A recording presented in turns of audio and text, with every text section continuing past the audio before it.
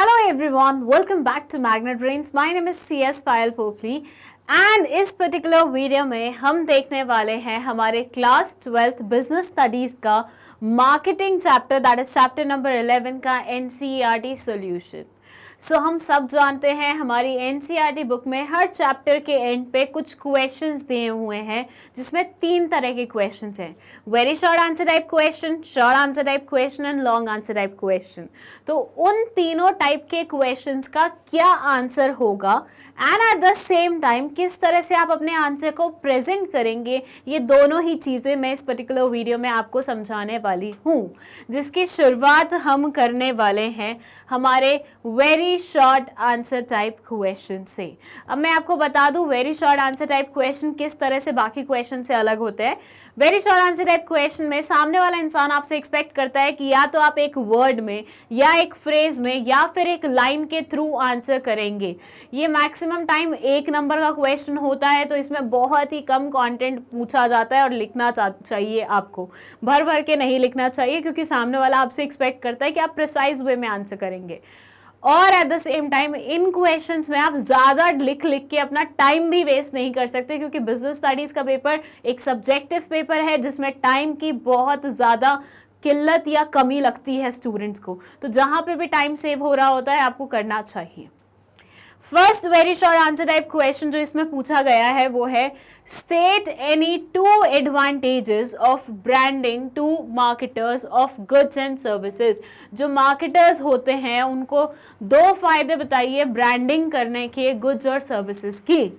कोई भी 2 फायदे लिख सकते हैं आप, बहुत सारे पढ़े हैं हमने, क्योंकि इन्होंने 2 ही पूछा है तो आंसर विल बी स्ट्रिक्टली 2 तक ही लिमिटेड होगा। ये बोलते हैं advantages are as follows, it enables a firm in distinguishing their product from the competitor's firm. A product when is provided branding will make it known among customers. It will attract new business. Branding makes advertising of the product easier. पहला तो ये बोलते हैं कि दूसरे competitors, मतलब जो आपके competitors हैं जो मार्केट में आप जैसा सामान बेच रहे हैं, उनसे आपके प्रोडक्ट को अलग बनाता है आपका ब्रांडिंग। प्लस एक बार अगर ब्रांडिंग चल जाती है तो ये आपके प्रोडक्ट की एडवर्टीजमेंट का भी काम करती है। जैसे पार्ले एक ब्रांड बन गया, पार्ले जी वाले कुछ भी लेके आए, बिस्किट, कुकीज़ और चॉकलेट्स, टॉफ़ीज़, तो वो बाय डिफ़ॉल्ट ईजिली बिक जाएगा, क्योंकि प्रोडक्ट मतलब क्योंकि कंपनी का एक नाम बन चुका है मार्केट में। ठीक है, तो ऐसे में प्रोडक्ट को फेमस होने में ज़्यादा टाइम नहीं लगता है। ओके, तो ये हो गया सेकेंड इसका फीचर। चलिए अब चलते हैं हम हमारे सेकंड क्वेश्चन पे। सेकंड क्वेश्चन पूछ रहा है, how does branding helps in differential pricing. किस तरह से ब्रांडिंग हेल्प करती है अलग अलग प्राइसेस चार्ज करने में। आंसर बहुत ही सरल है कि भैया brand name helps in creating an image among the consumers about the product quality. It helps customers to in differentiating products of different firms. Marketers can charge different prices, and having a good brand image, the organization can charge premium prices also. देखिए simple सा logic समझिए, आप एक mall में गए हैं, ठीक है, आपको वहाँ पे अलग अलग तरह के कपड़े दिखाई दे रहे हैं। जब आप पहले इस सेक्शन में गए तो आपको नॉर्मल टी शर्ट दिखी 400 रुपये, 500 रुपये, 600 रुपये, हद से हद। फिर आप इस सेक्शन में गए, आपने देखी 1500, 2000 तक की टी शर्ट। फिर आप इस सेक्शन में गए तो आपको यहाँ पे 7000, 8000, 9000 तक की एक टी शर्ट, एक टॉप दिख रही है। अब है तो सब में सेम ही चीज, लेकिन डिफरेंस कहाँ आ रहा है। सेम वे में जीन्स देखने गए तो यहाँ पे 600-700 में जीन्स मिल रही है, लाइक मैक्स पैंटालून जाते हैं तो वहाँ पे आराम से 500-600 में जीन्स मिल जाती है। लेकिन वहीं हम जाते हैं अगर शॉपर स्टॉप तो वहाँ पे हमें 3000-4000 की जीन्स दिखती है। कहाँ फ़र्क आ रहा है। कपड़ा तो ऑलमोस्ट मतलब ठीक है, मैं मतलब ये नहीं बोलती कि बिल्कुल सिमिलर कपड़ा इस्तेमाल करते हैं, लेकिन 19-20 का फ़र्क, 18-20 का फ़र्क इतना ही होता होगा ना। दोनों में लगता तो कपड़ा ही है, दोनों में होती तो स्टिचिंग ही है। तो डिफरेंस आ कहाँ रहा है, डिफरेंस आ रहा है ब्रांड पे। मतलब ब्रांड नेम जितना बड़ा होगा उतना ही इंसान ज़्यादा पैसे चार्ज कर सकता है। व्हाट डू यू थिंक, जो ये हीरोइंस अपने हाथ में हैंड बैग्स कैरी करती हैं छोटे छोटे से, क्यूट से, कितने के आते होंगे, मतलब कॉस्ट कितनी होती होगी। I am not asking about the price, I am asking about the cost. कितनी कॉस्ट इनकर होती होगी एक हैंड बैग को बनाने में। 1000, 2000, 2500, 3000। और बिकते कितने के हैं वो? पिछली बार मैंने चेक किया था, मुझे एक बैग पसंद आया था। आजकल ज़्यादातर मतलब जितने भी मुझे मतलब दिखती है ना टीवी एक्ट्रेस या फिर फिल्म स्टार्स, वो वही बैग कैरी करती हैं। पता नहीं कौन सा CD करके कोई ब्रांड है, उसका है वो बैग। वाइट और ब्लैक का कॉम्बिनेशन है, बड़ा प्यारा लगा था मुझे, और मुझे यूँ हुआ था ये बैग तो मेरे को भी लेना है। फिर उसके बाद मैंने एक्सप्लोर किया, आजकल उसी ब्रांड के मतलब वो भी आ गए हैं, स्लिंग बैग्स भी आ गए। जब मैंने उसे थोड़ा एक्सप्लोर किया तो आई गॉट टू नो वो एक सिंगल बैग 1,50,000 का बिक रहा था। आई वॉज लाइक इसमें तो मैं पूरा हैंड बैग का कलेक्शन खरीद लूँ, क्या ज़बरदस्ती है 1.5 लाख रुपए का बैग खरीदने की। तो 1.5 लाख रुपए का बैग, क्या एक्चुअली उसकी कॉस्टिंग उतनी होगी? नहीं, वो प्रीमियम प्राइस है जो कि ब्रांड वाले इंसान ने चूज किया है लोगों से लेना। वो प्रोडक्ट उतने में बना नहीं होगा, प्रोडक्ट हद से हद 5,000 4,000 में बना होगा, लेकिन वो बेच कितने का रहा है? 1.5 लाख रुपए का। क्यों?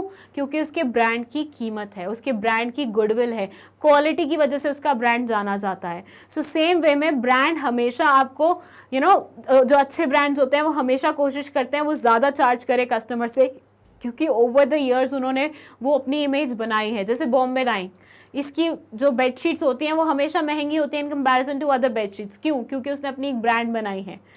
गुची ब्रांड का कुछ भी देख लो, बैग देख लो, शूज़ देख लो, कुछ भी देख लो, वो ज़्यादा चार्ज करते हैं। क्यों करते हैं? ब्रांड नेम है। तो ब्रांड नेम से गुडविल का पता चलता है, क्वालिटी का पता चलता है, क्वालिटी का अश्योरेंस मिल जाता है, जिसके कारण हमेशा ब्रांड होल्डर जो होता है वो प्रीमियम प्राइस चार्ज करता है। इसलिए बोला जा सकता है कि ब्रांडिंग अगर तुम्हारे अच्छी हो गई है कंपनी की, प्रोडक्ट की, तो ऐसे सिनेरियो में तुम डिफरेंशियल प्राइस चार्ज कर सकते हो।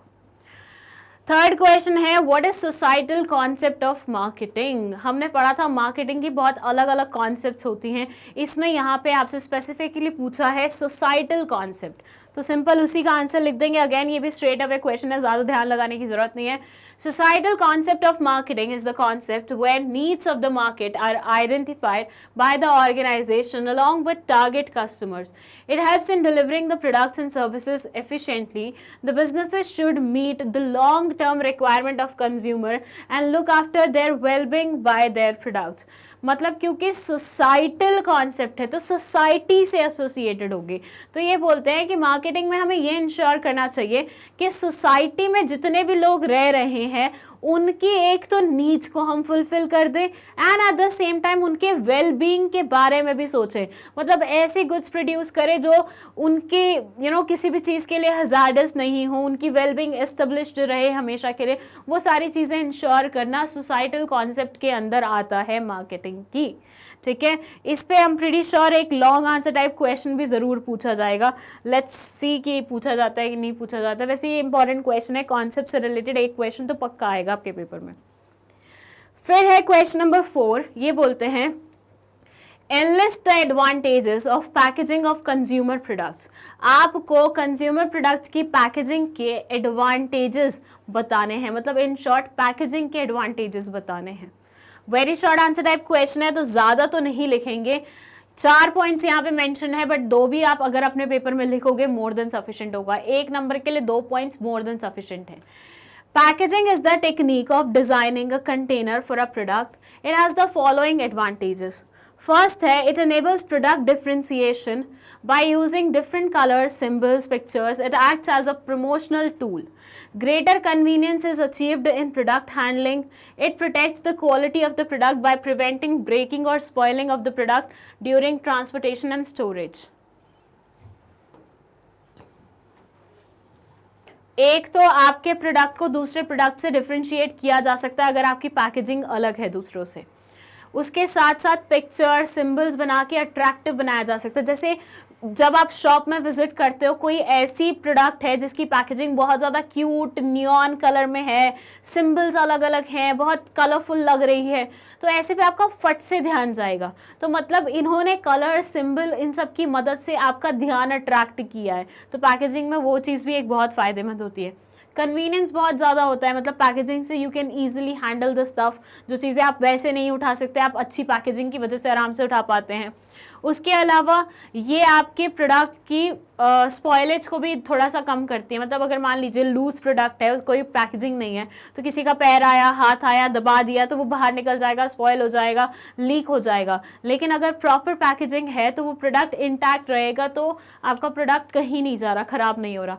तो ये कुछ फ़ायदे हैं जो पैकेजिंग से मिलते हैं, ठीक है। क्वेश्चन नंबर 5 बोलता है list 5 shopping products purchased by you और your family during the last few months. Okay, इस नेचर के क्वेश्चंस नहीं आते हैं यूजुअली, ठीक है, फिर भी हम देख लेते हैं। कोई भी 5 शॉपिंग प्रोडक्ट्स बता रहे हैं जो कि आपकी फैमिली ने परचेज किए हो, watch, mixer grinder, electric iron, clothes, laptop, accessories. इस तरह का क्वेश्चन नहीं आएगा, skip that, okay. 6th question है a marketer of colour TV having 20% of the current market share of the country aims at enhancing the market share to 50% in the next 3 years. For achieving this objective, he specified an action program. Name the function of marketing being discussed above. Answer marketing planning. Okay. ये बोलते हैं एक marketer है जो colour TV बेचता है, जिसका 20% market share है ऑलरेडी, उसको 50% पे पहुंचना है। मतलब उसको चाहिए कि मार्केट शेयर उसका 50% हो जाए। For achieving this objective he specified an action plan. इस ऑब्जेक्टिव 50% पे पहुंचने के ऑब्जेक्टिव को उसने एक एक्शन प्रोग्राम में वो किया है, स्पेसिफाई किया है कि किस तरह से हम पहुंच सकते हैं। आपको फंक्शन बताना है मार्केटिंग का जो कि डिस्कस किया गया है ऊपर। मतलब मार्केटिंग का कौन से वाला फंक्शन ऊपर डिस्कस किया हुआ है वो यू हैव टू टेल। चलिए बताइए। The correct answer is the most important activity that the marketer needs to develop is an appropriate marketing plan that will help in achieving the objective. In this question, it is marketing planning that needs to be implemented. I don't understand it कि bracket में क्यों पूरा का पूरा answer दे देते। पहले भी हमने ऐसे क्वेश्चंस देखे हैं, लेकिन be assure about this thing कि ये पेपर में नहीं होने वाला है। ये तुम्हें सिर्फ एनसीईआरटी में मिल रहा है कि मार्केटिंग प्लानिंग उन्होंने ब्रैकेट में दे दिया, you just have to explain it. नहीं, ये पेपर में वो नहीं करेंगे, ऐसी गलती नहीं करेंगे सीबीएसई वाले। सो बेसिकली आपको खुद ही अपना ध्यान लगाना पड़ेगा कि किस कॉन्सेप्ट के बारे में बात करें। They are talking about marketing planning, ठीक है। फिर ये बोलते हैं कि मार्केटिंग प्लानिंग बहुत ज़्यादा ज़रूरी होती है, क्योंकि आपको कुछ भी करना है उसके पहले आप प्लानिंग तो करते ही हो। तो मार्केटिंग तो वैसे ही एक बहुत ह्यूज चीज़ हो जाती है, तो उसके पहले तो आपको प्लानिंग करनी ही करनी पड़ेगी, उसमें कोई चॉइस नहीं है आपके पास। चलिए दैट्स इट। यहाँ पे हमारे very short answer type questions complete होते हैं और यहाँ से शुरू होंगे हमारे शॉर्ट आंसर टाइप क्वेश्चन। मतलब यहाँ पे आपको थोड़ा सा कंटेंट इंक्रीज करना पड़ेगा। जो आपने वेरी शॉर्ट आंसर टाइप में छोटे से आंसर लिखे हैं वो यहाँ पे नहीं चलेंगे, ठीक है। तो शॉर्ट आंसर टाइप क्वेश्चन का फर्स्ट क्वेश्चन है ये क्वेश्चन पूछ रहा है what is marketing, what functions does it perform in the process of exchange of goods and services, explain. यहाँ पे एक नहीं, एक्चुअली तीन क्वेश्चन है। फर्स्ट है कि मार्केटिंग क्या होता है वो बता दीजिए। सेकंड बोल रहे हैं what function does it perform in the process of exchange of goods and services. Goods and services के एक्सचेंज के टाइम पे ये क्या पर्टिकुलर फंक्शन परफॉर्म करता है, ठीक है। और उसके बाद उस फंक्शन को एक्सप्लेन भी करना है। तो 3 क्वेश्चन है एक ही क्वेश्चन में। जब इस नेचर के क्वेश्चन आते हैं तो बच्चे गलती ये कर देते हैं कि वो एक क्वेश्चन को तो बहुत सीरियसली ले लेते हैं, जैसे इनिशियली क्वेश्चन को ले लिया, फिर उसके बाद उसको लिखने बैठेंगे तो इतने भावुक हो जाएंगे तो उसके बारे में इतनी लंबी चौड़ी लाइनें लिख देंगे।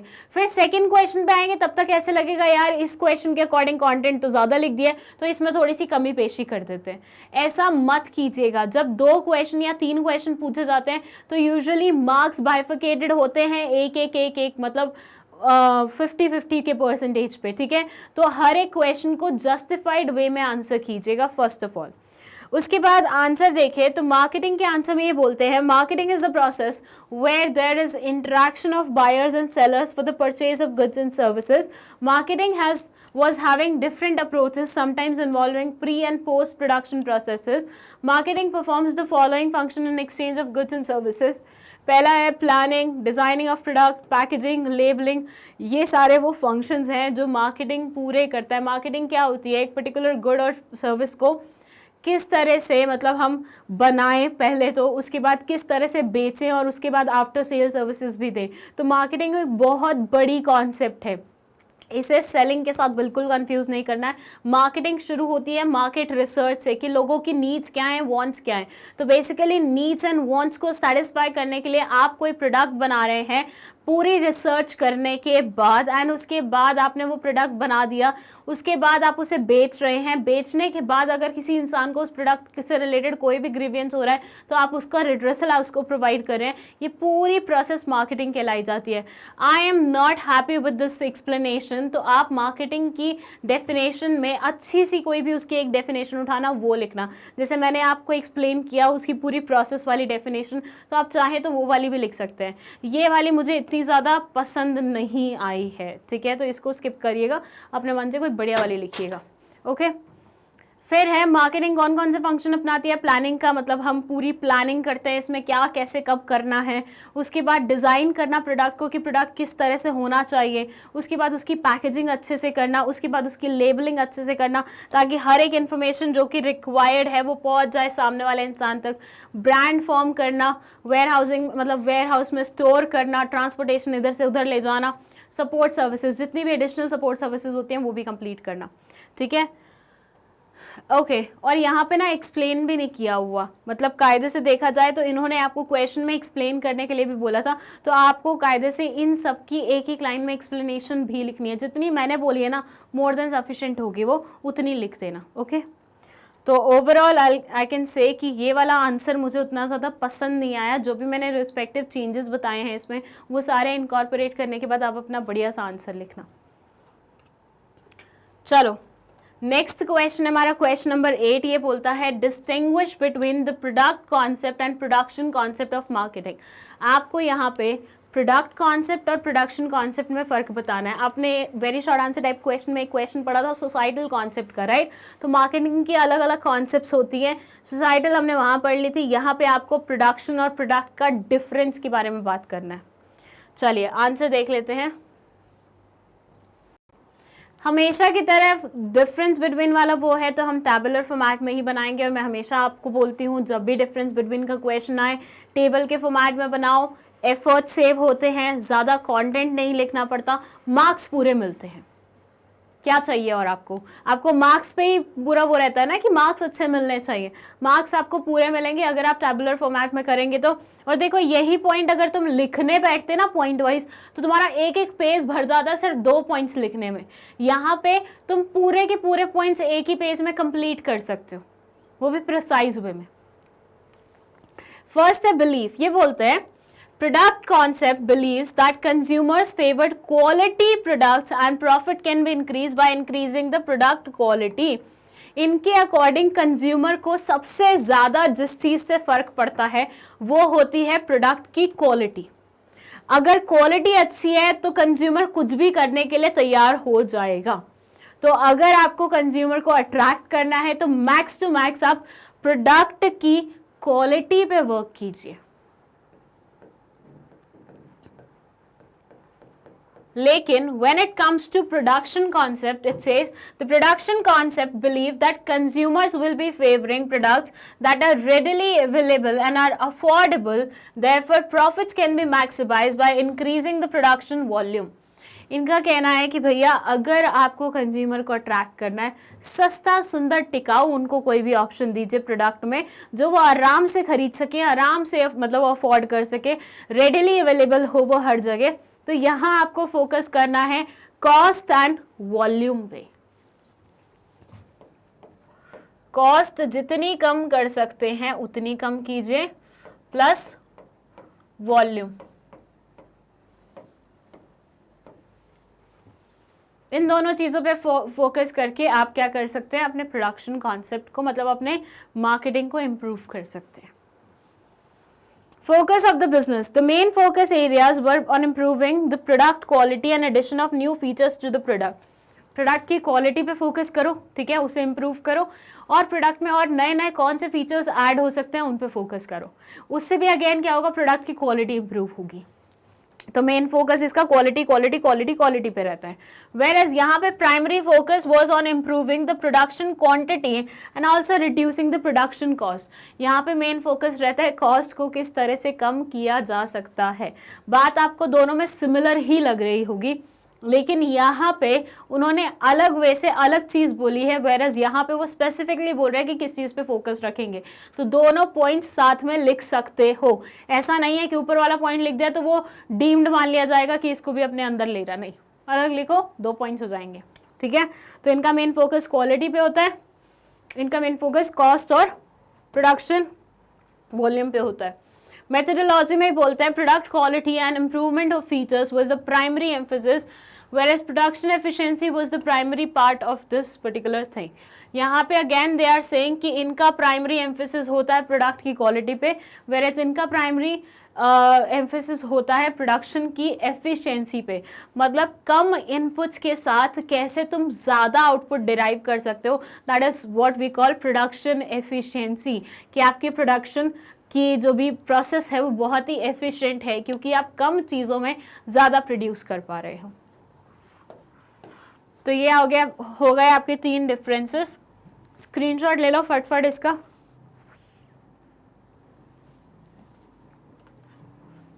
इसका भी डन। चलिए नेक्स्ट है क्वेश्चन नंबर 9। ये बोलता है product is a bundle of utilities, do you agree? Comment. Product एक बंडल होता है यूटिलिटीज का, क्या आप अग्री करते हैं? जल्दी बताइए। सोच के देखिए, हम कोई भी प्रोडक्ट क्यों खरीदते हैं? क्योंकि हमारी कोई ना कोई यूटिलिटी होती है जिससे हमें सेटिस्फाई, मतलब क्योंकि हमें उस प्रोडक्ट से कुछ ना कुछ ऐसा मिलता है जो हमारी सेटिस्फैक्शन में काम आता है, मतलब उससे कुछ ना कुछ यूटिलिटी डिराइव होती है हमें। ये तो आपने इकोनॉमिक्स में भी पढ़ा होगा, राइट? तो प्रोडक्ट से कौन कौन सी यूटिलिटीज आपको डिराइव होती हैं? सेटिस्फैक्शन, यूज करने से आपको मेंटली साइकोलॉजिकली बहुत सारे इम्पैक्ट्स पड़ते हैं आपके ऊपर।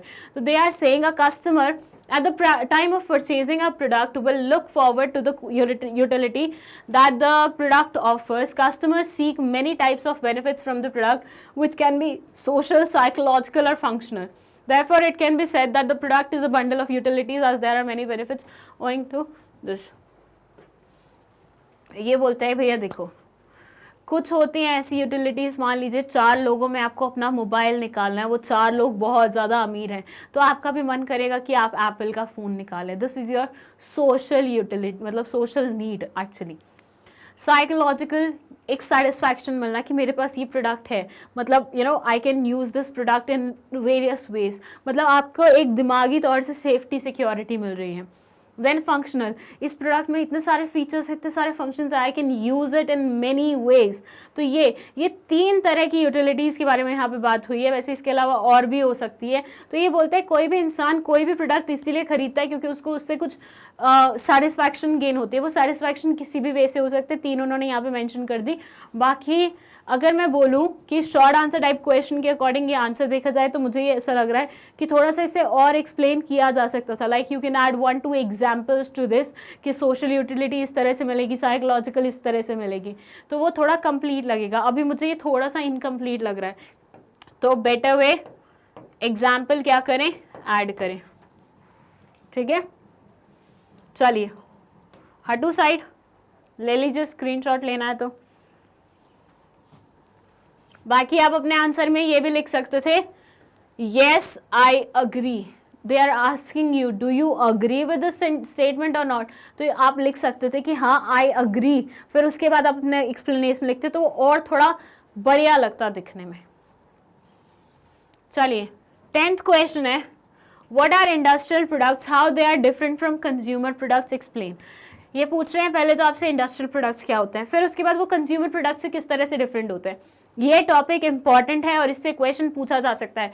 डिफरेंस बिटवीन वाले जितने भी क्वेश्चंस आते हैं, कोशिश किया कीजिए कि वो सारे के सारे क्वेश्चंस को आप थोड़ा सा सीरियसली लें और अच्छे से पढ़ें, क्योंकि डिफरेंस बिटवीन वाले क्वेश्चंस मोस्ट लाइकली क्वेश्चंस होते हैं जो सीबीएसई पूछ सकता है। ठीक है, तो इंडस्ट्रियल और कंज्यूमर तो उनका फेवरेट ही है काइंड ऑफ। तो देख लेते हैं, इसका भी टैबुलर रिप्रेजेंटेशन होगा। It says the products that are used as inputs in the production of other goods are known as industrial products. These goods are used as raw material for producing finished goods. On the other hand, consumer products are those products that the consumer utilize for consumption. The point of distinction are below. Okay, एक बात बताइए, आप कहीं से machinery खरीद के आए हैं, इस मशीनरी का इस्तेमाल करके आप रॉ मटेरियल से फिनिश प्रोडक्ट्स बनाने वाले हैं। आपने मशीनरी खरीदी, उसका इस्तेमाल करके रॉ मटेरियल से फिनिश प्रोडक्ट्स बन रहे हैं। ये मशीनरी क्या है आपकी? ये मशीनरी है आपकी इंडस्ट्रियल प्रोडक्ट। मतलब ऐसी चीज़ें जो कि प्रोडक्शन में इस्तेमाल होती हैं, जिसको इस्तेमाल करके हम कोई फिनिश प्रोडक्ट बनाते हैं, कोई कंजम्पशन के लिए कंज्यूमर गुड बनाते हैं, उन सारे प्रोडक्ट्स को हम बोलते हैं हमारे इंडस्ट्रियल प्रोडक्ट्स। और consumer products on the other hand जो डायरेक्टली कंज्यूम किए जाते हैं, कंजम्पशन के लिए इस्तेमाल होते हैं, उन्हें हम बोलते हैं consumer products. Okay, point of distinctions में हमने बेसिस लिया है फर्स्ट, नंबर ऑफ कस्टमर्स। ये बोलते हैं यहाँ पे जो कस्टमर्स का नंबर है ना, बहुत लिमिटेड है। हर अगला इंसान तो इंडस्ट्रियल प्रोडक्ट्स नहीं खरीदता ना। इंडस्ट्रियल प्रोडक्ट वो इंसान खरीदेगा जिसे आगे प्रोडक्शन करनी होगी। भाई मैं मशीनरी अगर अपने घर में उठा के ले आऊँगी, फॉर से आइसक्रीम बनाने वाली मशीनरी बहुत बड़ी सी है, वो लेके आई हूँ, मेरे घर में उसका कोई काम होगा? मेरे को हफ्ते में एक बार आइसक्रीम खाने का मन करता है तो मैं उस मशीनरी पर आइसक्रीम बनाऊंगी, वो भी हफ्ते में एक बार? पागल तो मैं ही होंगी, इतनी महंगी मशीनरी लेके आऊंगी और उसको हफ्ते में एक बार इस्तेमाल करूँ। वैसे तो मुझे आइसक्रीम पसंद ही नहीं है, तो शायद हो सकता है मैं महीने में भी एक बार इस्तेमाल करूँ। तो क्या कोई सेंस बना मेरे मशीनरी खरीदने का? नहीं बना। तो इंडस्ट्रियल प्रोडक्ट सिर्फ वही इंसान खरीदता है जिसको आगे प्रोडक्शन करना होता है, इसलिए इनका नंबर बहुत सेलेक्टेड है, बहुत कम है। वेयरएज कंज्यूमर प्रोडक्ट्स तो हर इंसान खरीदता है। हम सब कंज्यूमर्स हैं, हम सब कुछ ना कुछ आइटम इस्तेमाल करते हैं, तो वो सारी आइटम्स हमने खरीदी हैं कंजम्पशन के लिए, तो यहाँ पे नंबर जो है कस्टमर्स का वो बहुत ज़्यादा है। सेकेंड पॉइंट के बारे में बात करें तो ये बोलते हैं चैनल ऑफ डिस्ट्रीब्यूशन। ये बोलते हैं शॉर्टर चैनल होते हैं। जैसे मान लीजिए मुझे मशीनरी खरीदनी है और वो मशीनरी मतलब आ रही है फॉर से चाइना से। अब चाइना से अगर मशीनरी आ रही है तो मैं कोशिश करूंगा ना डायरेक्टली चाइना वाले से बात करके उससे नेगोशिएशन और वो जितनी भी डील करनी है वो मतलब कंप्लीट करूं, डील डन करूं, राइट। मैं नहीं चाहूंगी कि उसमें 10 जने 20 जने और ऐड ऑन हो जाए, क्योंकि जैसे ही number of people add on होंगे उनके मार्जिन भी ऐड होंगे। वैसे ही बड़ी चीज़ें इंडस्ट्रियल प्रोडक्ट्स महंगे आते हैं, उसमें तुम 10 लोग और इंसर्ट कर दो, वो 10 लोग अपना मार्जिन काट लेंगे, तो तुम्हारे तो वैसे ही खेल लग जाएंगे, तुम्हें इतना पैसा स्पेंड करना पड़ेगा। इसलिए यहाँ पे जो चैनल ऑफ डिस्ट्रीब्यूशन होता है वो शॉर्टर होता है। यूजुअली मैन्युफैक्चरर से डायरेक्टली आप खरीद लेते हैं पर्टिकुलर मशीनरी या कुछ भी। वेयरएज कंज्यूमर प्रोडक्ट्स के लॉन्ग चैनल्स होते हैं। इसमें हमारे आ जाते हैं होलसेलर, मैन्युफैक्चरर, रिटेलर, एजेंट, ये वो, फिर उसके बाद कंज्यूमर के पास प्रोडक्ट आता है। तो चैनल ऑफ डिस्ट्रीब्यूशन इसमें ज़्यादा लंबा होता है, वेयरएज चैनल ऑफ डिस्ट्रीब्यूशन इसमें शॉर्टर होता है। फिर है लोकेशन। ये बोलते हैं it is concentrated in areas where there are industries which require such products. ये बोलते हैं ये ना सिलेक्टेड एरियाज में पाई जाती है, ये नहीं कि कहीं पे भी रैंडमली शुरू हो जाती है। ये सिलेक्टेड एरियाज में होती है जहाँ इनको लगता है कि एक्चुअली मतलब ये एप्ट जगह है जिसके पास इंडस्ट्रीज भी हैं जो हमारे प्रोडक्ट्स को खरीद सकती हैं। वेयरएज ये लोकल रिटेलर्स के पास रहती है, इजीली अवेलेबल रहती है, लेकिन ये अलग अलग जगह पाई जाती है। मतलब इनका कोई कॉन्सेंट्रेशन नहीं है एज सच एक पर्टिकुलर लोकेलिटी में या एक पर्टिकुलर लोकेशन में, ये हर एक जगह मिल जाएंगे आपको बहुत ऑफली। डिमांड की बात करें तो इनकी डिमांड क्या होती है? Industrial products demand is based on consumer product demand, whereas consumer product sets the requirement for the industrial products. ये बोलते हैं कि इंडस्ट्रियल प्रोडक्ट की डिमांड कंज्यूमर प्रोडक्ट की डिमांड पे बेस्ड होती है। कैसे? मान लीजिए सॉक्स बनाने की मशीनरी है, ठीक है।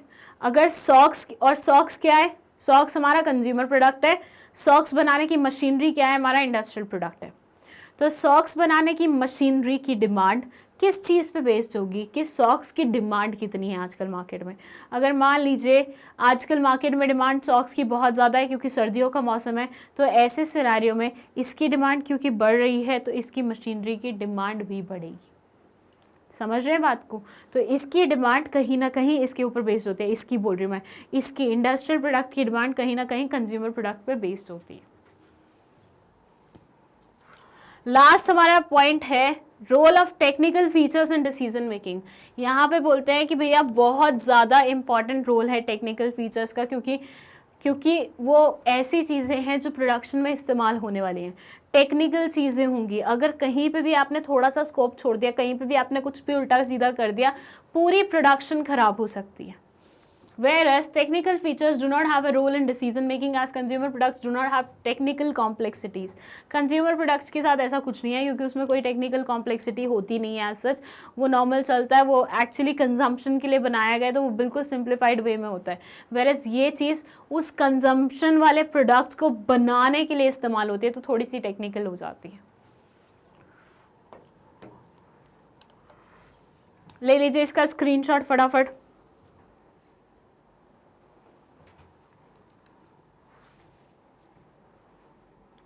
अगर आप अपनी तरफ से भी कुछ पॉइंट लिखना चाहें but you are not sure कि वो पॉइंट सही है कि नहीं है, तो आप कमेंट सेक्शन में डाउट में पूछ सकते हैं उस पर्टिकुलर चीज़ को। डन, चलो let's move to our next question, that is question number 11। ये बोलते हैं distinguish between convenience product and shopping product. Again एक डिफरेंस बिटवीन का क्वेश्चन आ गया। मार्केटिंग मैनेजमेंट में बहुत सारे ऐसे क्वेश्चन का स्कोप है, मतलब बहुत सारे डिफरेंस बिटवीन वाले टॉपिक्स हैं, तो आराम से पूछा जाता है, कोई भी एक पूछा जा सकता है, कोई भी एक वो। तो कन्वीनियंस प्रोडक्ट और शॉपिंग प्रोडक्ट के बारे में आपसे पूछ रहे हैं। अगेन टेबुलर फॉर्मेट में ही आपको आंसर देखने को मिलेगा। ओके तो इस तरफ लिखे हुए हैं बेसिस ऑफ कंपैरिजन इधर कन्वीनियंस प्रोडक्ट और शॉपिंग प्रोडक्ट। फर्स्ट है डिमांड। ये बोलते हैं these products have a regular demand in the market. Convenience products ऐसे प्रोडक्ट्स होते हैं जिनकी डिमांड हमेशा चलती रहती है, मतलब यूं नहीं होता कि ऑन ऑफ चल रही है, बजट कितना है उसके बेसिस पे चल रही है, नहीं, ये कुछ एसेंशियल आइटम्स होते हैं जिसको आपको खरीदना ही पड़ता है, तो इनकी डिमांड बहुत रेगुलर रहती है। Whereas these products have less demand as compared to convenience products. Shopping products की जब बात होती है तो उनकी डिमांड थोड़ी सी कम होती है in comparison to convenience product. Nature of product includes products that fall under essential commodities. ऐसी चीजें जिनके बिना गुजारा नहीं चलता है वो आती हैं convenience products में. Whereas includes goods that are durable in nature. ये होते हैं ऐसे goods जो कि थोड़े durable nature के होते हैं, मतलब लंबे चलते हैं. Once you have done the investment, it will go like काफी सालों तक के लिए. Unit of purchase and price available in small quantities having low unit price and therefore low margin of profit. ये छोटे छोटे प्राइस में बिकती है, इसमें मार्जिन भी बहुत कम होता है and eight the same time low unit price भी रहता है, मतलब यूनिट प्राइस भी बहुत सस्ता रहता है। फॉर से लाइक एक यूनिट बहुत सस्ते प्राइस में आपको पड़ती है, फॉर से 10 रुपये, 20 रुपये, 40 रुपये ऐसे। ये मैंने सिर्फ एग्जाम्पल दिया, नॉट नेसेसरी हर कन्वीनियंस प्रोडक्ट 20, 30, 40 में मिलेगा। Products are available in bigger units with high prices for the unit. यहाँ पे बिल्कुल उल्टा होता है, यहाँ पे मार्जिन भी हाई होता है, यूनिट प्राइस भी हाई होता है एंड बिगर यूनिट्स में भी मिलती है, स्मॉल यूनिट्स में नहीं मिलती है। उसके बाद नेक्स्ट आता है nature of purchase. These products are bought impulsively and without any time and effort, whereas consumers spend considerable time on purchasing this and that. आप किसी स्टेशनरी शॉप पे गए हो, आपको एक बहुत क्यूट सा पेन पसंद आया, आजकल वैसे ही पता है चाइना से स्टेशनरी आ रही है भर भर के और इतनी क्यूट आती है, हर अगली चीज़ पे मन करता है यार ये भी खरीद लो, ये भी खरीद लो। अभी प्रीवियसली मेरे भांजे का बर्थडे गया तो उसके लिए मैं कुछ स्टेशनरी आइटम्स खरीद रही थी भांजे के लिए, तो मुझे लग रहा था एक पैक मैं अपने लिए भी मंगवा लूँ, मतलब इतनी क्यूट स्टेशनरी थी वो, इतनी क्यूट। तो ऐसे में जब आप जाते हो तो वो स्टेशनरी कितने की आएगी, हद से 40, 50, 60, 100, 110, तो आप सोचते नहीं हो ज़्यादा उसको खरीदने से पहले, खरीद लेते हो। Whereas when it comes to shopping product, इस पे आप थोड़ा सा टाइम स्पेंड करते हो। फॉर से घर की वॉशिंग मशीन लेनी है या फिर अपने लिए गाड़ी लेनी है या फिर डायमंड का नेकलेस लेना है, तो इसके लिए आप थोड़ा सा तो सोचोगे ना, मतलब बड़ी इन्वेस्टमेंट है यार, कम ऑन, सोचना तो बनता है ना इस पर। एग्जाम्पल की बात करें तो ये है स्टेशनरी आइटम्स, ग्रॉसरी, चॉकलेट्स। अब वो कुछ खाने पीने की आइटम लेनी है, आप जाते हो शॉप पे, पसंद करते हो, उठा के ले आ जाओ, इतना नहीं सोचते कि ये लूँ या ये लूँ या ये लूँ, मतलब 4 दुकानें घूम के आ रहे हो कि भैया मेरे को कौन से वाली सॉफ्ट ड्रिंक पीनी है या फिर कौन से वाली वेफर्स खाने हैं, उसके लिए मैं 5 दुकानें घूम रही हूँ, उतना नहीं करते। आप जिस शॉप में जाते हो जो भी अवेलेबल होता है काइंड ऑफ उठा लेते हो। यहाँ पे कार, फर्नीचर, ज्वेलरी, मतलब ये ऐसी चीज़ें जिसके लिए आप 10 स्टोर भी घूमोगे तब भी आपको कम पड़ेगा, तब भी आपको लगेगा एक और जगह से पूछ लेते हैं, एक और जगह से देख लेते हैं। तो यहाँ पे थोड़ी सी जांच पड़ताल ज़रूरी हो जाती है और काफ़ी ज़्यादा भी रहती है in comparison to convenience goods. So basically convenience goods के बारे में अगर एक बात बोली जाए तो ये वो गुड्स होते हैं जिनमें ज़्यादा सोचना वोचना नहीं पड़ता है, बहुत ही छोटे नॉमिनल प्राइस की चीज़ें होती हैं और एसेंशियल कमोडिटीज़ होती हैं जो आपको डेली बेसिस पे चाहिए ही रहती हैं। ड्यूरेबल, वेयरएज शॉपिंग प्रोडक्ट्स थोड़े से ड्यूरेबल इन नेचर रहते हैं, एक बार आपने इन्वेस्टमेंट कर दी, लंबे चलते हैं एंड यूनिट प्राइस इनका हाई रहता है और मार्जिन भी काफ़ी हाई रहता है, और इसको आप एकदम से नहीं खरीदते हैं, इनको आप इम्पल्सिवली खरीद लेते हैं, लेकिन इनके लिए आप थोड़ी सी जांच पड़ताल करते हैं। स्क्रीनशॉट लिया क्या? ले लो फटफट से अगर अभी तक नहीं लिया तो। इसका भी डन। चले नेक्स्ट क्वेश्चन पे, ये है क्वेश्चन नंबर 12। ये पूछ रहा है describe the functions of labelling in the marketing of products. आपको लेबलिंग के फंक्शंस बताने हैं मार्केटिंग प्रोसेस में, मतलब लेबलिंग किस किस चीज़ के लिए इस्तेमाल होती है वो बताना है। बहुत ही स्ट्रेट अवे क्वेश्चन है, बहुत ही सिंपल क्वेश्चन है, ज़्यादा सोच विचार बिल्कुल करने की जरूरत नहीं है, डायरेक्ट लिख देना उसके फायदे क्या क्या है। Labelling is an important part of the packaging process. क्या होती है सबसे पहले लेबलिंग? याद है ना, तुम्हें पढ़ाया था मैंने कि पैकेजिंग जब हम करते हैं किसी भी प्रोडक्ट की तो उसके ऊपर हम कुछ भी खबर या कोई इन्फॉर्मेशन या कोई प्यारा सा डिजाइन वगैरह बनाते हैं जिससे प्रोडक्ट और ज्यादा अट्रैक्टिव लगता है, इन्फॉर्मेटिव लगता है। तो labelling is basically that information only which is printed on the packaging thing. तो लेबलिंग ये बोलते हैं बहुत इंपॉर्टेंट पार्ट है पैकेजिंग का। It gives the product user a basic idea what the product is all about. ये user को बताते हैं कि भैया ये प्रोडक्ट किस चीज के बारे में। जैसे मैं बोलूं, एक बॉक्स देखा आपने वाइट कलर का, ठीक है, इतना सा क्यूट सा बॉक्स था, वाइट कलर का, कुछ नहीं छपा हुआ, आपको क्या पता चलेगा इसके अंदर क्या है? पता चलेगा। पर उसके ऊपर अगर तुम कोलगेट लिख देते हो, ऐसे टीथ बना देते हो, हवा निकल रही है, खुशबू निकल रही है, तो उससे समझ में आ जाएगा यार ये तो टूथपेस्ट की वो कर रहे हैं, मतलब इसके अंदर टूथपेस्ट निकलने वाला है। तो प्रोडक्ट के बारे में अच्छे से जानकारी मिल जाती है, प्रोडक्ट किस चीज़ के बारे में वो पता चल जाता है आपको through labelling. It provides a small description about the product. Product की स्मॉल डिस्क्रिप्शन हो जाती है लेबलिंग के थ्रू, ठीक है। वार्निंग्स वगैरह पता चल जाती है, किस तरह से इस्तेमाल करना है वो पता चल जाता है, और कुछ और चीज़ें होती हैं वो भी, मतलब जो भी एक्सपायरी डेट, मैन्युफैक्चरिंग डेट, ये भी बेसिक चीज़ें पता चल जाती है। MRP भी पता चल जाती है at the same time. It has to identify the product easily. आप इससे प्रोडक्ट को ईजिली आइडेंटिफाई कर सकते हो, क्योंकि इमेजिन करो सारे प्रोडक्ट्स तुम्हारे सामने पड़े हुए हैं वाइट डब्बों में, तो अब तुम खोल खोल के थोड़ी ना देखोगे किसके अंदर क्या है, किसके अंदर क्या है। वहीं पे लेबलिंग अगर हुई होगी अगर हर प्रोडक्ट की, तो आप इजीली उठा सकते हो कि मुझे एक टूथपेस्ट चाहिए तो मैंने यहाँ से ये उठा ली। It helps in easy classification in different categories of the same product. जैसे मान लीजिए स्टोर पे हमेशा प्रोडक्ट्स अलग से क्लासिफाइड होता है कि यहाँ पे ये प्रोडक्ट्स पड़े, यहाँ पे ये प्रोडक्ट्स पड़े, यहाँ पे प्रोडक्ट्स पड़े। तो ऐसे सिनारियो में क्या होता है कि अगर लेबलिंग ढंग से की हुई है तो प्रोडक्ट्स की कैटेगराइजेशन ढंग से हो जाती है, आपको ज़्यादा एफर्ट्स नहीं वेस्ट करने पड़ते इन सब चीज़ों पर।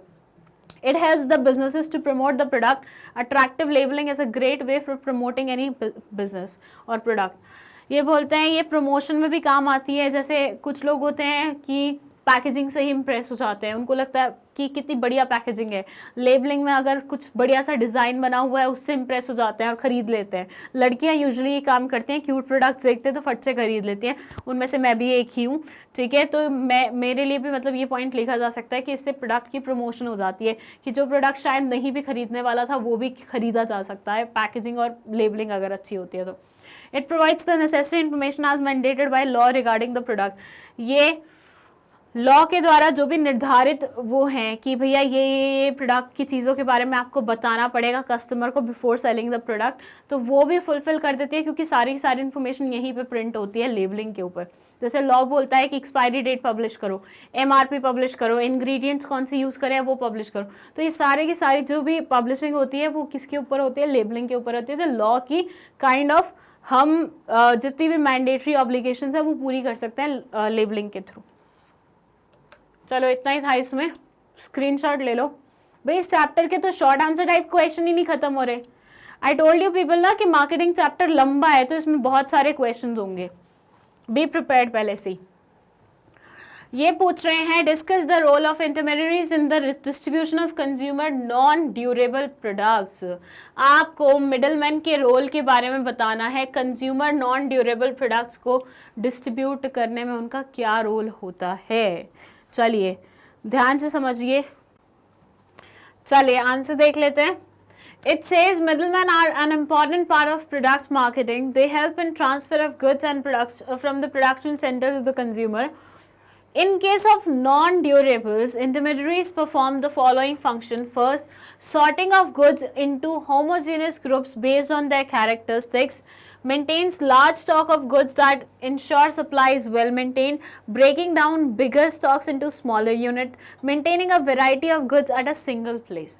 अब आप एक चीज़ समझिएगा, मिडलमैन मतलब क्या? होलसेलर और रिटेलर के बारे में बात हो रही है, ठीक है। ये लोग क्या करते हैं, ये मैन्युफैक्चरर से या जिन्होंने भी प्रोड्यूस किया है, क्योंकि यहाँ पे नॉन ड्यूरेबल प्रोडक्ट्स की बात हो रही है, मतलब ऐसे गुड्स जो कि ज़्यादा लंबे नहीं चलते हैं, फॉर से वेजिटेबल्स हो गई, कुछ ऐसी चीज़ें हो गई जो जल्दी सड़ जाती हैं, तो जिनने भी प्रोड्यूस किया है उनसे खरीद के आते हैं। फर्स्ट ऑफ ऑल इन्हें कैटेगराइज करते हैं कि आलू को अलग रख लिया, सेब को अलग रख लिया, पपीता को अलग रख लिया, प्याज को अलग रख लिया, लहसुन को अलग, जिंजर को अलग, सबको अलग ऐसे कैटेगरी वाइज बाइफिकेट कर दो, ठीक है। फिर उसके बाद इन सब का स्टॉक रखेंगे सो दैट सामने वाला इंसान जब उनसे लेने आता तो वो ख़त्म नहीं माना जाए, मतलब थोड़ा थोड़ा स्टॉक एडिशनल रखेंगे।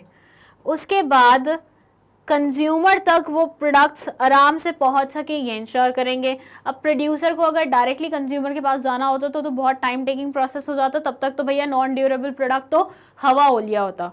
लेकिन यहाँ पे क्या हो रहा है कि भैया ये इंसान क्योंकि बीच में मिडलमैन आ गए तो आराम से अपने प्रोडक्ट्स को कंज्यूमर तक पहुंचा पा रहा है, तो कंज्यूमर को हर एक चीज़ सेम प्लेस पे मिल पा रही है। सब्जी वाले भैया क्या करते हैं, जो तुम्हारे यहाँ पे मतलब कॉलोनी में आते होंगे ठेला लेके, वो क्या करते हैं, वो हर एक टाइप की सब्जी अपने ठेले पे लेके आते हैं, समटाइम फ्रूट्स भी लेके आते हैं, राइट। तो आपको हर एक चीज़ के लिए अलग अलग नहीं जाना पड़ता कि प्याज के लिए मुझे 2 किलोमीटर उधर जाना पड़ेगा, जिंजर के लिए मुझे 2 किलोमीटर उधर जाना पड़ेगा, नहीं, everything you will get eight the same place. और छोटी छोटी क्वांटिटी में ही तुम्हारी नीड्स होती है वैसे भी, क्योंकि तुम्हें रिटेल में इस्तेमाल करना है, तुम्हें थोड़ी ना होलसेल में खरीदना है, बल्क में खरीदना है कि तुम्हारे यहाँ पे शादी है, तुम्हें घर में सब्जी बनानी है, तो उसके लिए ठेले वाले भैया के पास उतना तो होता ही है सामान कि वो तुम्हारी पूर्ति कर दे नीड्स की, ठीक है। बड़े बड़े उसको स्टॉक्स को छोटे यूनिट्स में काट लेते हैं, क्योंकि कई बार क्या करते हैं ये लोग, क्या करते हैं ठेले वाले भैया, ये प्याज की पूरी वो ले आते हैं, बोरी ले आते हैं, ठीक है, लेकिन जब ठेले पे रखते हैं तो पूरी बोरी नहीं रखते, वो कुछ कुछ प्याज के वो रखते हैं। तो इसमें क्या है, खुद के पास उन्होंने बिगर स्टॉक मेंटेन किया हुआ है, तुम्हारे सामने वो शॉर्ट करके दिखा रहे हैं ताकि तुम्हारी जितनी नीड हो तुम वो ले लो, बाकी फिर वो उस स्टॉक में से जो वो बल्क में खरीद के आए हैं दोबारा से रिफिल कर देंगे वो वाला एरिया जो तुम्हारी वजह से वैकेंट हो गया। अगर मैं बोलूं तो शॉर्ट में कुछ नहीं है, सिर्फ मिडलमैन के रोल के बारे में एक क्वेश्चन है। बस एक चीज़ जो तुम्हें ध्यान रखनी है वो ये रखनी है कि नॉन ड्यूरेबल गुड्स को ऐड कर देना जब आंसर लिख रहे हो, ठीक है। थोड़ा सा पहले तो नॉन ड्यूरेबल गुड्स को एक्सप्लेन कर देना एक आधी लाइन में कि होते क्या है, उसके बाद मिडलमैन का रोल क्यों और इम्पॉर्टेंट हो जाता है when it comes to non durable goods, वो मेंशन कर देना। क्योंकि अगर डायरेक्टली मैन्युफैक्चरर या फिर प्रोड्यूसर नॉन ड्यूरेबल गुड्स पहुंचाने के बारे में सोचेगा तो उसको बहुत ज़्यादा टाइम लग जाएगा, जिससे हो सकता है नॉन ड्यूरेबल गुड्स क्या हो, खराब हो जाए, सड़ जाए। ये लाइन जरूर लिखना अपने आंसर में, यहाँ पे ये लाइन नहीं लिखी हुई है इसलिए मैं आस्किंग यू बार बार कि ये लाइन अपने आंसर में जरूर लिखना, क्योंकि नॉन ड्यूरेबल गुड्स बहुत जल्दी खराब हो जाते हैं, तो वो खराब होने से पहले कस्टमर तक पहुंच जाए, इसके लिए मिडलमैन का रोल बहुत ज़्यादा इंपॉर्टेंट हो जाता है, ठीक है।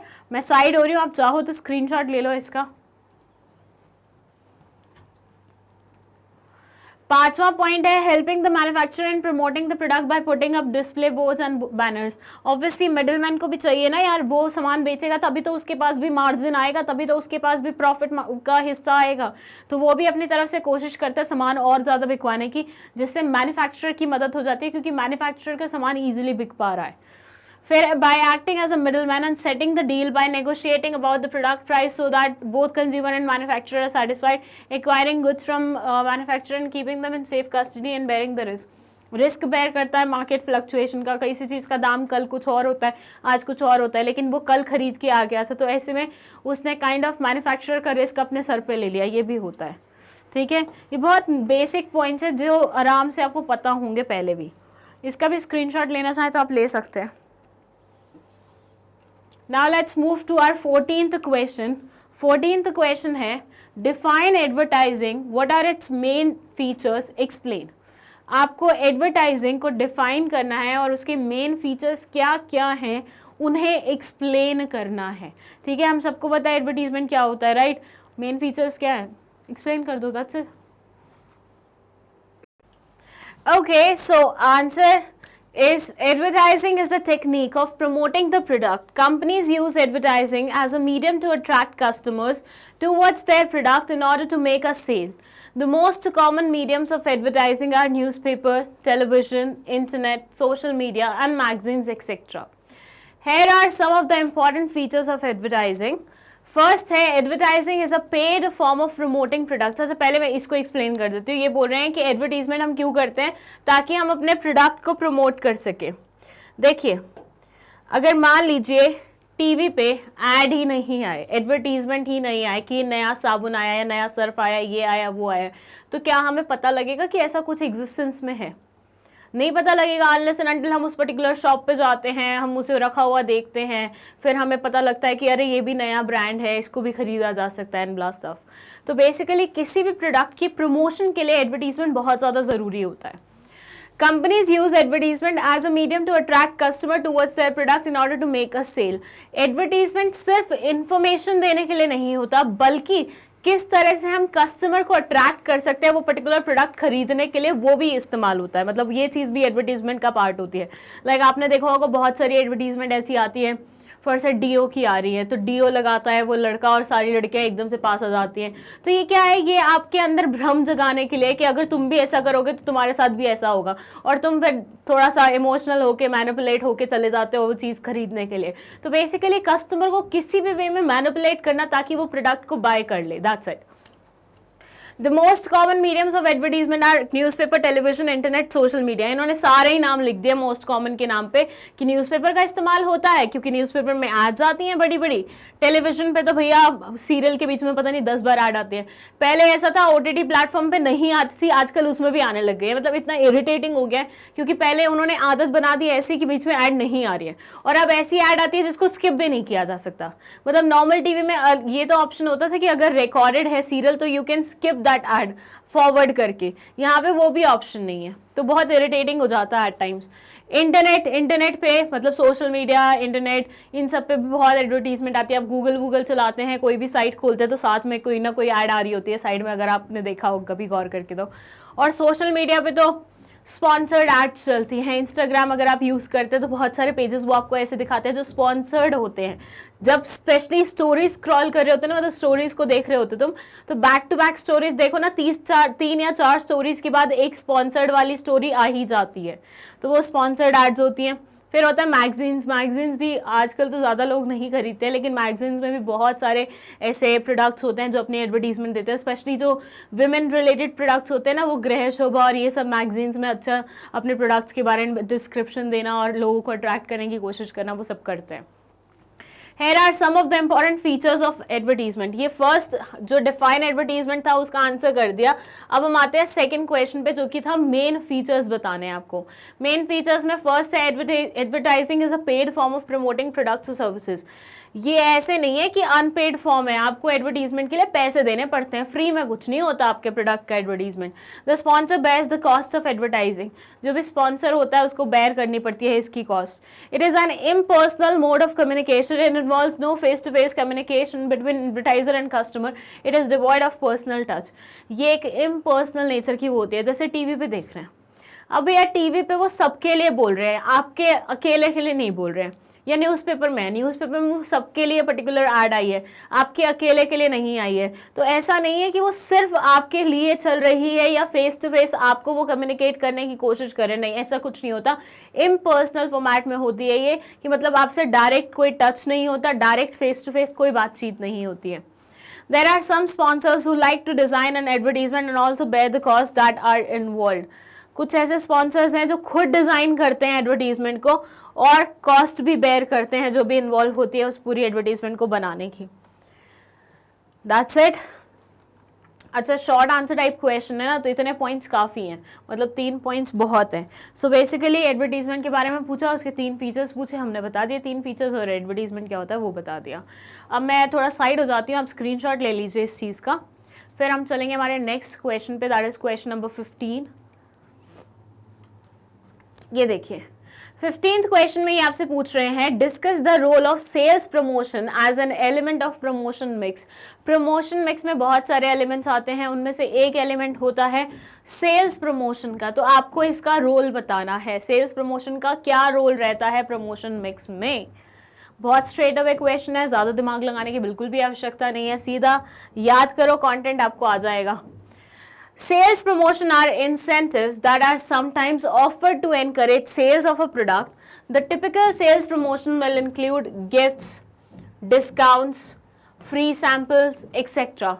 These activities are in addition to other promotional activities taken by the company, such as direct selling and advertising. These promotions drive purchase. Sales promotional activities are beneficial during a new product launch where it can boost sale. ये बोलते हैं sales promotion में हम ना customer को लालच देते हैं, मतलब हम उसे इंसेंटिव के नाम पे ठगने की कोशिश करते हैं। हम बोलेंगे 1 पे 1 फ्री है, हम बोलेंगे ये खरीदोगे इसके साथ ये मिलेगा। तो ये ऐसा नहीं है कि सिर्फ अकेले यही प्रमोशन के लिए इस्तेमाल की जाती है, बाकी सारे आप प्रमोशनल टूल्स को इस्तेमाल कर रहे हो तो इसको एडिशनल साथ में कर लेते हो, जिससे आप कस्टमर को लालच देते हो कि भैया तुम्हें ये इंसेंटिव मिलेगा, तुम्हें ये इंसेंटिव मिलेगा, ये मिलेगा, ये मिलेगा। तो कस्टमर भी भागा भागा आता है। जैसे हम देखते हैं, आपने भी खुद की आदत देखी होगी, कभी भी आप मॉल वगैरह में जाते हैं, उस पर 1 पे 1 लिखा होता है, उस टाइम पे आप नोटिस नहीं करते प्राइस क्या है, 1 पे 1 फ्री, अरे अरे इसको ही खरीदते हैं। ये होता है बेसिकली इंडियंस के साथ तो कुछ ज़्यादा ही होता है। अब आई डोंट नो आप कौन सी वाली कैटेगरी में आते हैं, लेकिन मैं खुद भी इसी कैटेगरी में आती हूँ कि 1 पे 1 देख के या इसके साथ ये फ्री है देख के मेरा बड़ा मन हो जाता है।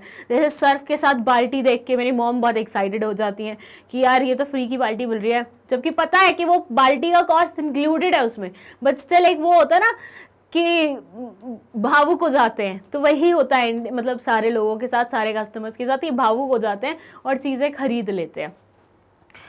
फिर ये बोल रहे हैं कि स्पेशली जब नए प्रोडक्ट्स का लॉन्च करते हैं उस टाइम पे ये वाला टूल बहुत ज़्यादा बेनिफिशियल हो जाता है, क्योंकि उस टाइम पे ऐसा लगता है, जैसे अभी मैं गई थी बेस्ट प्राइस में लास्ट टाइम ग्रॉसरी शॉपिंग के लिए, तो वहाँ पे एक नया ब्रांड देखा मैंने 21 समथिंग करके, बहुत अच्छी पैकेजिंग है उसकी, मतलब उसके प्रोडक्ट्स की पैकेजिंग बहुत बढ़िया है। ऐसे नियॉन कलर्स में उन्होंने ऑरेंज, नियॉन, वाइट और उसके कॉम्बिनेशन के साथ कुछ कुछ किया हुआ है, बहुत बढ़िया था। पर जब मैंने उसका प्राइस देखा आई वाज लाइक नहीं ठीक है ये नहीं चल पाएगा। उसके बाद जब मैं नेक्स्ट टाइम गई ना बेस्ट प्राइस, तो मैंने देखा उसी चीज़ को 1 on 1 किया हुआ है, मतलब 1 पे 1 फ्री वाला ऑफर किया हुआ है। तो आई बॉट दैट प्रोडक्ट, क्योंकि एक तो पैकेजिंग बहुत अट्रैक्टिव थी, ठीक है, ऊपर से 1 पे 1 फ्री है, मतलब उस टाइम पे थोड़ा बहुत प्राइस ऑल्टर हुआ था, विद इन 1 पे 1 फ्री वाला देख के मतलब थोड़ा हो जाता है ना, और बॉटल भी बहुत बड़ी थी, मतलब अच्छा कंटेंट था उसके अंदर, तो फिर इसलिए मैंने खरीद ली वो चीज़। तो ये ज़्यादातर लोगों के साथ होता है और ये बहुत अच्छा भी टूल है if you want to promote your product like on a faster pace. But मुझे ऐसा लगता है शॉर्ट आंसर टाइप क्वेश्चन के लिए ना ये वाला चीज़ उन्होंने थोड़ा सा कम लिखा, मतलब ये आंसर थोड़ा सा छोटा पड़ेगा। आप इसमें एडिशनल क्या कर सकते हो कि आप ये जो गिफ्ट्स, डिस्काउंट्स, फ्री सैम्पल्स, इसके अलावा और भी जो ऑप्शन होते हैं वो सारे पॉइंट वाइज लिख दो, और हो सके तो उसके बारे में एक एक लाइन लिख दो, तो ये कंटेंट एटलीस्ट यहाँ तक आ जाएगा, वो होगा आपका परफेक्ट कंटेंट। ये वाला थोड़ा बहुत मुझे ऐसा लग रहा है जैसे very short answer type question के अकॉर्डिंग किया हुआ है। आप चाहें तो स्क्रीनशॉट ले सकते हैं इसका, बट इसमें एडिशन रिक्वायर्ड है, ठीक है। प्लस जितने भी पॉइंट्स लिखे हैं ना इन्होंने पैराग्राफ में लिख दिए हैं, बेटर वे अगर आप इसको पॉइंटर्स बना के लिखते ना वो और ज़्यादा अट्रैक्टिव लगता। चलिए नेक्स्ट है हमारा क्वेश्चन नंबर 16। ये बोलता है as marketing manager of a big hotel located at an important tourist destination what societal concerns would be faced by you and what steps would you plan to take care of these concerns it discuss. क्या बोल रहे हैं कि आप marketing manager हैं एक बहुत बड़े होटल के। वाह, पहले तो इसी बात पे खुश हो जाओ कि तुम्हें किसी ने मार्केटिंग मैनेजर बना दिया, ठीक है। और ये कहाँ लोकेटेड है होटल? ये लोकेटेड है एक टूरिस्ट डेस्टिनेशन पे, बहुत इंपॉर्टेंट टूरिस्ट डेस्टिनेशन पे। What societal concerns would be faced by you and what steps you will take to plan to this? ये बोलते हैं कौन कौन से सोसाइटल कंसर्न्स तुम्हारे दिमाग में आएंगे और कौन कौन से स्टेप्स तुम ले सकते हो उन सोसाइटल कंसर्न्स को रेक्टिफाई करने के लिए या दूर करने के लिए, और डिस्कस करना है आपको ये पूरा का पूरा। वो सोच के देखो, तुम मार्केटिंग मैनेजर हो, सोचो, अब थोड़ा सा दिमाग पे जोर डालो। The marketing manager will face these societal concerns. The activities that are carried out by the businesses should not cause environmental pollution. The facilities offered in the hotel should be pocket friendly. Okay तो पहले तो ये बोल रहे हैं कि भैया कोई भी काम होटल द्वारा ऐसा नहीं होना चाहिए जो आपके एनवायरनमेंट को हार्म पहुंचाए। एनवायरमेंटल पोल्यूशन में आप योगदान नहीं देते होने चाहिए।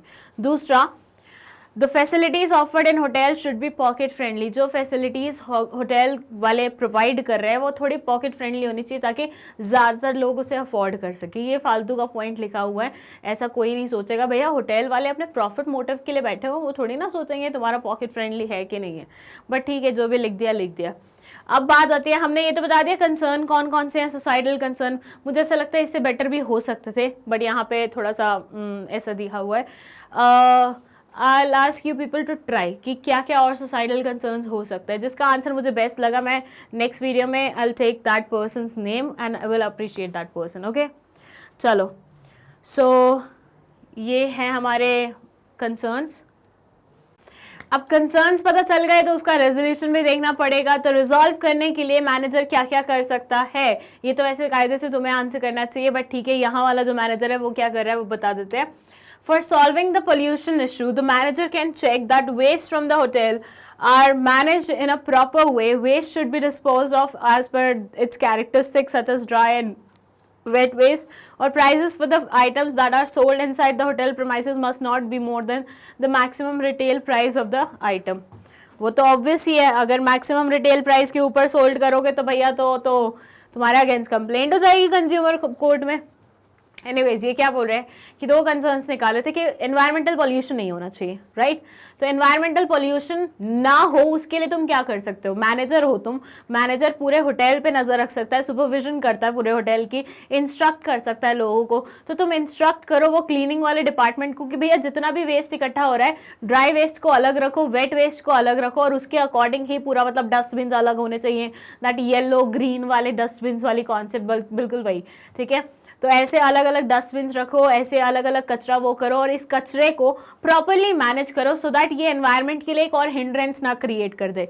जैसे दिल्ली में है ना कि एक पहाड़ बना हुआ है गंदगी का, तो वो चीज़ को थोड़ा सा मतलब वैसी चीज़ ना हो, तो उस चीज़ के लिए थोड़ा सा अपन को ये स्टेप लेना पड़ेगा। एंड सेकंड ये बोल रहे हैं कि जो भी आइटम्स आपके होटल में मिल रही हैं प्लीज़ इंश्योर कि वो एमआरपी के ऊपर नहीं जाए, ठीक है? वैसे तो एमआरपी के ऊपर गई तो वो तुम्हारे लिए ही हानिकारक है, बिकॉज वहाँ पे कस्टमर तुम्हारे अगेंस्ट कंप्लेंट कर सकता है।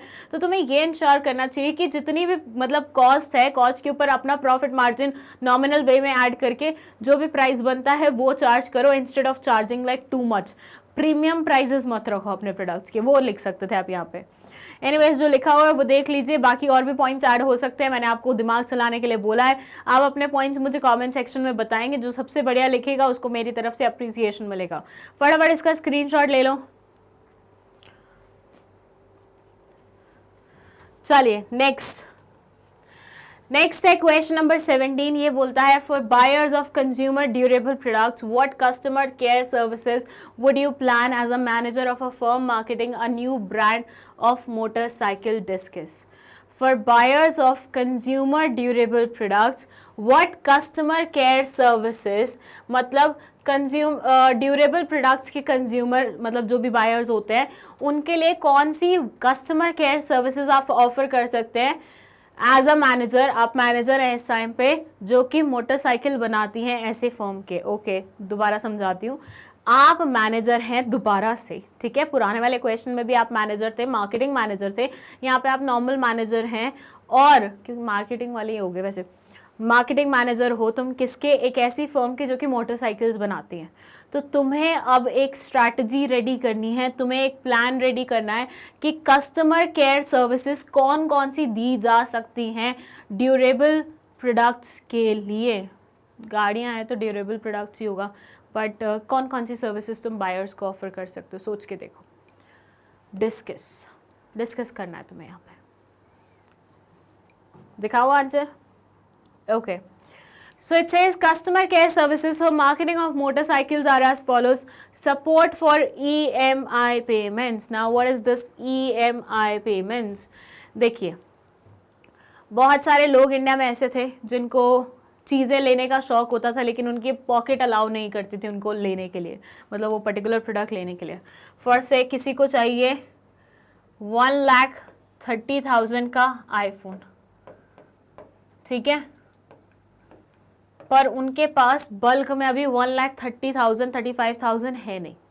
तो ऐसे में वो क्या करेंगे, ऐसे में एक ऑप्शन आया EMI का। आई होप आपने ये ऑप्शन सुना हुआ है, मैं थोड़ा सा आपको बता देती हूँ, जिनने नहीं सुना हुआ है गौर से सुनिएगा, ये काफ़ी काम की चीज़ है और आपको पता होनी चाहिए। बीइंग अ कॉमर्स स्टूडेंट, भूल गई मैं, कस्टमर बोल रही थी, कॉमर्स स्टूडेंट, आपको बीइंग पता होना चाहिए EMI क्या होता है। तो EMI आपको अलाउ करता है कि आप क्या करो, इस वाले प्राइस को टुकड़ों में बांट लो। फॉर से मैं बोलती हूँ 4,000 की किश्त, ठीक है, तो तुम्हें हर महीने क्या करना है, 4,000 रुपये पे करने हैं जब तक तुम्हारा ये 1,30,000 नहीं हो जाता है। क्या समझे कि इन मतलब प्रोडक्ट तुम्हें आज ही मिल रहा है, लेकिन तुम उसकी पेमेंट ऑन मंथली बेसिस कर रहे हो, थोड़ा थोड़ा तुम्हारे अकाउंट से निकाल के दे रहे हो, थोड़ा थोड़ा तुम्हारे अकाउंट से निकाल के दे रहे हो। तो 1,30,000 का अगर तुम आईफोन खरीद रहे हो तो तुम्हें पूरी की पूरी पेमेंट अभी करने की जरूरत नहीं है, आईफोन अभी तुम्हारे हाथ में आ जाएगा, लेकिन तुम्हें EMI पे करने की जरूरत है और वो रहेगी 4,000 पर महीने। और ये कब तक कंटिन्यूड होगी, जबकि 1,00,000 जब तक 1,30,000 की फिगर कंप्लीट नहीं हो जाती। हाँ, कुछ EMIs होती हैं जिसमें इंटरेस्ट लगता है, तो वहाँ पे बिल्कुल लोन वाला सिस्टम हो जाता है कि आपने लोन लिया है, लोन लेना मतलब ये आईफोन लेना और उसकी पेमेंट आप कर रहे हो, तो साथ में आप इंटरेस्ट भी बेयर कर रहे हो रिपेमेंट के साथ। तो वहाँ पे यूँ हो जाएगा 4,000 आपके वो हैं, साथ में 1,000 आपका इंटरेस्ट का अमाउंट हो जाएगा हर बार। तो ऐसे में थोड़ी सी EMI तुम्हारी महंगी पड़ेगी कि भैया अगर अभी प्रोडक्ट खरीदा तो 1,30,000 में मिलेगा, लेकिन अगर ऐसी डिफर्ड पेमेंट करते रहे तो तुम्हें एडिशनल हर महीने 1,000 रुपये इंटरेस्ट का पे करना पड़ेगा। तुम्हारा ओवरऑल जो अमाउंट होगा वो हो सकता है 2 लाख तक बन जाए। वैसे 2 लाख तो नहीं बनेगा, बट हो सकता है बन जाए, ठीक है। बट आजकल और ज़्यादा मतलब कंज्यूमर फ्रेंडली EMI सिस्टम आ गए हैं, तो वो यूजुअली इंटरेस्ट फ्री रखते हैं।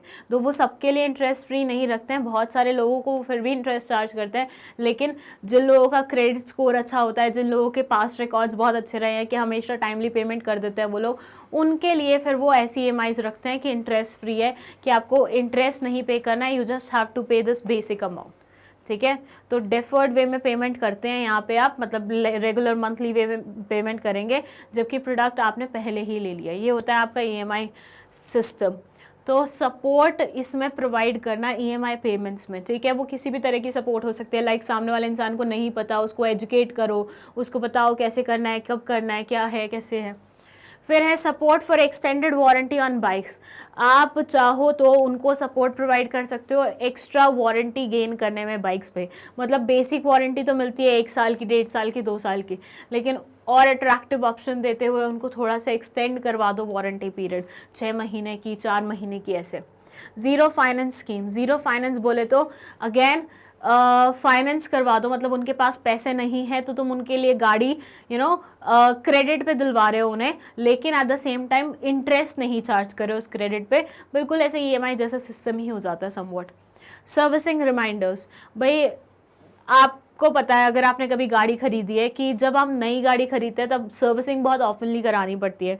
लाइक अगर मैंने अभी गाड़ी खरीदी है, ठीक है, तो मुझे अगले महीने करानी पड़ेगी, फिर मुझे और अगले महीने करानी पड़ेगी, तो मंथली बेसिस पे होता है। फिर आहिस्ता आहिस्ता जब गाड़ी पुरानी होने लग जाती है 2 महीने में, 3 महीने में एक बार होता है, और फिर जब बहुत ज़्यादा पुरानी हो जाती है, लाइक मेरी हो गई है, तो फिर सर्विसिंग कराते ही नहीं है, तो फिर वो ठीक ही होती है, रिपेयर मेंटेनेंस होता है उसका प्रॉपर, ठीक है।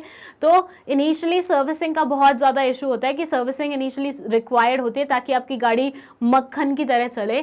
तो वो सर्विसिंग का रिमाइंडर देना कि भाई तुम्हारा टाइम हो गया भैया, तुमने पिछली सर्विसिंग इतने पे कराई थी, अब तुम्हारी करानी बनती है, आज जो करवाने के लिए करवा देते हैं। इसमें कई सर्विसिंग फ्री भी होती हैं, like when I bought my scooty, तो मुझे first service, third service, fourth और आई गेस 7th ये सब फ्री मिली थी, और जो बाकी की होती हैं बीच वाली वो सारी आपको पे करनी पड़ती हैं। और ऑयल डलता है तो अलग से पेमेंट लगती है, even if the servicing is free for that particular time period. देखा कितनी तो मैं नॉर्मल वो दे रही हूँ, मतलब नॉलेज, ये नॉलेज कोई नहीं देगा तुम्हें प्रैक्टिकली, है ना। और आई गेस अब तुम्हारी एज भी है स्कूटी वूटी चलाने की, तो ये सब पता होना चाहिए तुम्हें। 2 wheeler insurance scheme support, insurance schemes भी ले लेनी चाहिए आपको। व्हाट इफ तुम्हारी गाड़ी से किसी का एक्सीडेंट हो गया, व्हाट इफ तुम्हारी गाड़ी का एक्सीडेंट हो गया, तो उस टाइम पे कौन कॉस्ट बेयर करेगा, तो वो इंश्योरेंस कंपनी करेगी। तो वो सारी चीज़ें, वो सारे सपोर्ट सर्विसेज भी प्रोवाइड कर देने चाहिए। अब अगेन मुझे लगता है कि शॉर्ट आंसर टाइप क्वेश्चन के अकॉर्डिंग ये आंसर थोड़ा सा छोटा है। आप क्या कर सकते हो, ये सारी चीज़ें जो आपने यहाँ पे लिखी है ना, ये 5 पॉइंट्स, इनको बस एक एक लाइन में एक्सप्लेन कर सकते हो, दैट्स इट। और कुछ करने की ज़रूरत नहीं है, अपने आप ये नीचे तक आ जाएगा। ठीक है, तो मैं बोल रही हूँ इसमें एक्सप्लेनेशन थोड़ा सा ऐड कर देना इन पॉइंट्स के साथ। सिर्फ तुम ये पॉइंट्स लिखोगे तो शॉर्ट आंसर टाइप क्वेश्चन के लिए तुम्हारा आंसर थोड़ा सा इनकम्प्लीट या फिर कम कंसिडर किया जाएगा, ऐसा माना जाएगा कंटेंट कम लिखा है तुमने। वो गलती मत करना, पूरे मार्क्स चाहिए तो थोड़ा सा एक्सप्लेनेशन दे देना। चलिए स्क्रीनशॉट लेना है, ले लो फटाफट। अब हम चलते हैं हमारे 18th क्वेश्चन पे, but before that let me tell you, अब long answer type question start होने वाले हैं। मतलब अभी तक शॉर्ट आंसर टाइप क्वेश्चन चल रहे थे तो वो खत्म हो गए हैं, यहाँ से लॉन्ग आंसर टाइप क्वेश्चन शुरू होंगे। तो यहाँ से आपको कंटेंट भी ज़्यादा लिखना पड़ेगा, अभी तक जितना लिख रहे थे ना उससे तो काफ़ी ज़्यादा लिखना पड़ेगा। ठीक है, चलो 18th क्वेश्चन मतलब लॉन्ग आंसर टाइप क्वेश्चन का फर्स्ट क्वेश्चन है, what is a marketing concept, how does it help in effective marketing of goods and services. Marketing concept क्या है और कैसे ये इफेक्टिव मार्केटिंग में मदद करती है गुड्स और सर्विसेज की। Straight away question, straight away answer. It says the marketing concept is a part of marketing management that puts more emphasis on customer satisfaction. It is of the belief that customer satisfaction is vital for the success of any business. A business can grow only if it identifies the needs of a customer and works towards getting those needs fulfilled. Business will maximize profits if it is customer centric. चलिए यहाँ तक का मतलब समझा देती हूँ। ये बोलते हैं मार्केटिंग कॉन्सेप्ट बेसिकली फोकस करती है कि कस्टमर की नीड्स को सेटिस्फाई करो। कहने का मतलब ये है कि भैया जब भी कस्टमर मतलब जो भी कस्टमर्स होते हैं हर किसी की कुछ नीड्स होती है, राइट। आप अपने अकॉर्डिंग प्रोडक्ट्स बना दो फिर कस्टमर को बेचो, वो एक चीज हो जाएगी। लेकिन आप ये समझो कस्टमर को क्या चाहिए, फिर उसके अकॉर्डिंग अपनी प्रोडक्शन करो और फिर वही चीज उनको बेचो, ये अलग चीज हो जाएगी। दिस इज मार्केटिंग की कॉन्सेप्ट। मतलब मार्केटिंग कॉन्सेप्ट में बेसिकली वो इसी चीज पे फोकस करते हैं कि वही चीज प्रोड्यूस करो जो कस्टमर्स को चाहिए, प्रोडक्शन करने के बाद उन्हें वो सेल आउट करो एंड देन उसके बाद उनकी नीड्स को सेटिस्फाई करो। ठीक है, तो यहाँ पे ये पूरी कॉन्सेप्ट थोड़ी सी कस्टमर सेंट्रिक है, पूरा एम्फेसिस इनका कस्टमर के ऊपर ही होता है कि वो सेटिस्फाइड हो जाए किसी भी वे में। The marketing concept is that people purchase a product for satisfying a need which can be social, psychological, etc. किसी भी तरह की नीड हो सकती है, सोशल हो सकती है, साइकोलॉजिकल हो सकती है, किसी भी तरह की। Therefore, all the decisions must be taken by the organization with the customer needs in mind. इसलिए बिजनेस ऑर्गेनाइजेशन को सारे के सारे डिसीजन कस्टमर को ध्यान में रखते हुए ही लेने चाहिए। Then they say marketing concept puts emphasis on the customer and therefore all the activities related to marketing of goods and services will be targeted towards the customer. As the customer is the focus, therefore the goods or services will be very effectively sold. क्योंकि भैया आपने production किसके according करी है, customer के needs के according करनी है, तो सेल बिल्कुल ईजी हो जाएगा आपके लिए क्योंकि आप वो चीज़ दे रहे हो जो उनके द्वारा पहले से ही डिमांडेड थी। ऐसा नहीं है आपने एक प्रोडक्ट बनाया, आपने उसके बारे में लोगों को अवगत कराया और उसके बाद उस प्रोडक्ट की डिमांड शुरू होएगी, नहीं। यहाँ पे क्या हो रहा है, लोगों के पास उस प्रोडक्ट की डिमांड थी, लोगों को वो चीज चाहिए थी, you started producing that thing and now because you have started producing that thing तो वो कस्टमर उस चीज को खरीद पा रहे हैं क्योंकि उनकी डिमांड तो पहले से ही थी, अब उनको सप्लाई भी मिल रही है तो उनकी नीड सेटिस्फाई हो रही है। तो वही पूरी चीज लिखी हुई है यहाँ पे, तो आराम से इफेक्टिवली सोल्ड किया जा सकता है। That's it. मुझे ऐसा लग रहा है यहाँ वाले चैप्टर में ना बहुत छोटे छोटे आंसर्स लिखे हुए हैं। How does it help in effective marketing of goods and services? Okay. थोड़ा सा इसका एक्सप्लेनेशन और बेटर हो सकता था और ज़्यादा लिखा जा सकता था। मतलब मैं अगर आपको बताऊं कि मैं कैसा आंसर एक्सपेक्ट करूंगी इस क्वेश्चन में, तो मैं एक्सपेक्ट करूंगी सबसे पहले मार्केटिंग कॉन्सेप्ट यहाँ पे लिख के उसका पूरा एक्सप्लेनेशन लिखे कि मार्केटिंग कॉन्सेप्ट ये होती है, फिर उसके बाद एग्जाम्पल लिखें। ठीक है, कोई भी एक मार्केटिंग कॉन्सेप्ट का एग्जाम्पल उठा लेना, मैंने बहुत सारे कवर किए हमारे प्रीवियस वीडियोस में जो मैंने एक्चुअल सिलेबस की वीडियोस बनाई थी, तो उनमें से कोई भी एक एग्जाम्पल उठा लेना और उसके बेसिस पे पूरा कॉन्सेप्ट एक्सप्लेन हो गया। देन उसके बाद इस पॉइंट पे आना कि क्योंकि यहाँ पे कस्टमर सेंट्रिक बातें होती हैं, क्योंकि यहाँ पे हर एक डिसीजन मेकिंग कस्टमर को ध्यान में रखते हुए की जाती है, इसलिए कस्टमर्स तक उनकी चीज़ पहुँचाना, उनकी डिमांडेड चीज़ पहुँचाना इफेक्टिवली मार्केटिंग मतलब इफेक्टिवली गुड्स को बिकवाने में मदद करती है, वहाँ पे मतलब ज़्यादा प्रॉपर आपको एक्सप्लेनेशन लगता। तो ये एक्सप्लेनेशन थोड़ा सा कम है लॉन्ग आंसर टाइप क्वेश्चन के लिए। जो जो चीज़ें मैंने इसमें बोली हैं वो प्लीज़ ऐड ऑन करना और उसके बाद अपना प्रॉपर आंसर वो करना। स्क्रीनशॉट लेना है तो ले लो, बट सिर्फ देखने के लिए, रेफरेंस मतलब रेफर करने के लिए, दैट्स इट। इसको एज इट इज़ नहीं टीपना अपन को, इसमें बहुत सारे चेंजेस करने हैं। चलिए नेक्स्ट क्वेश्चन हमारा question number 19। It says what is marketing mix, what are its main elements, explain. आपको बताना है मार्केटिंग मिक्स क्या है और इसके मेन एलिमेंट्स कौन कौन से हैं, उन्हें एक्सप्लेन करना है। तो 2-2.5 क्वेश्चन बोल सकते हैं, एक क्वेश्चन में छिपा हुआ है।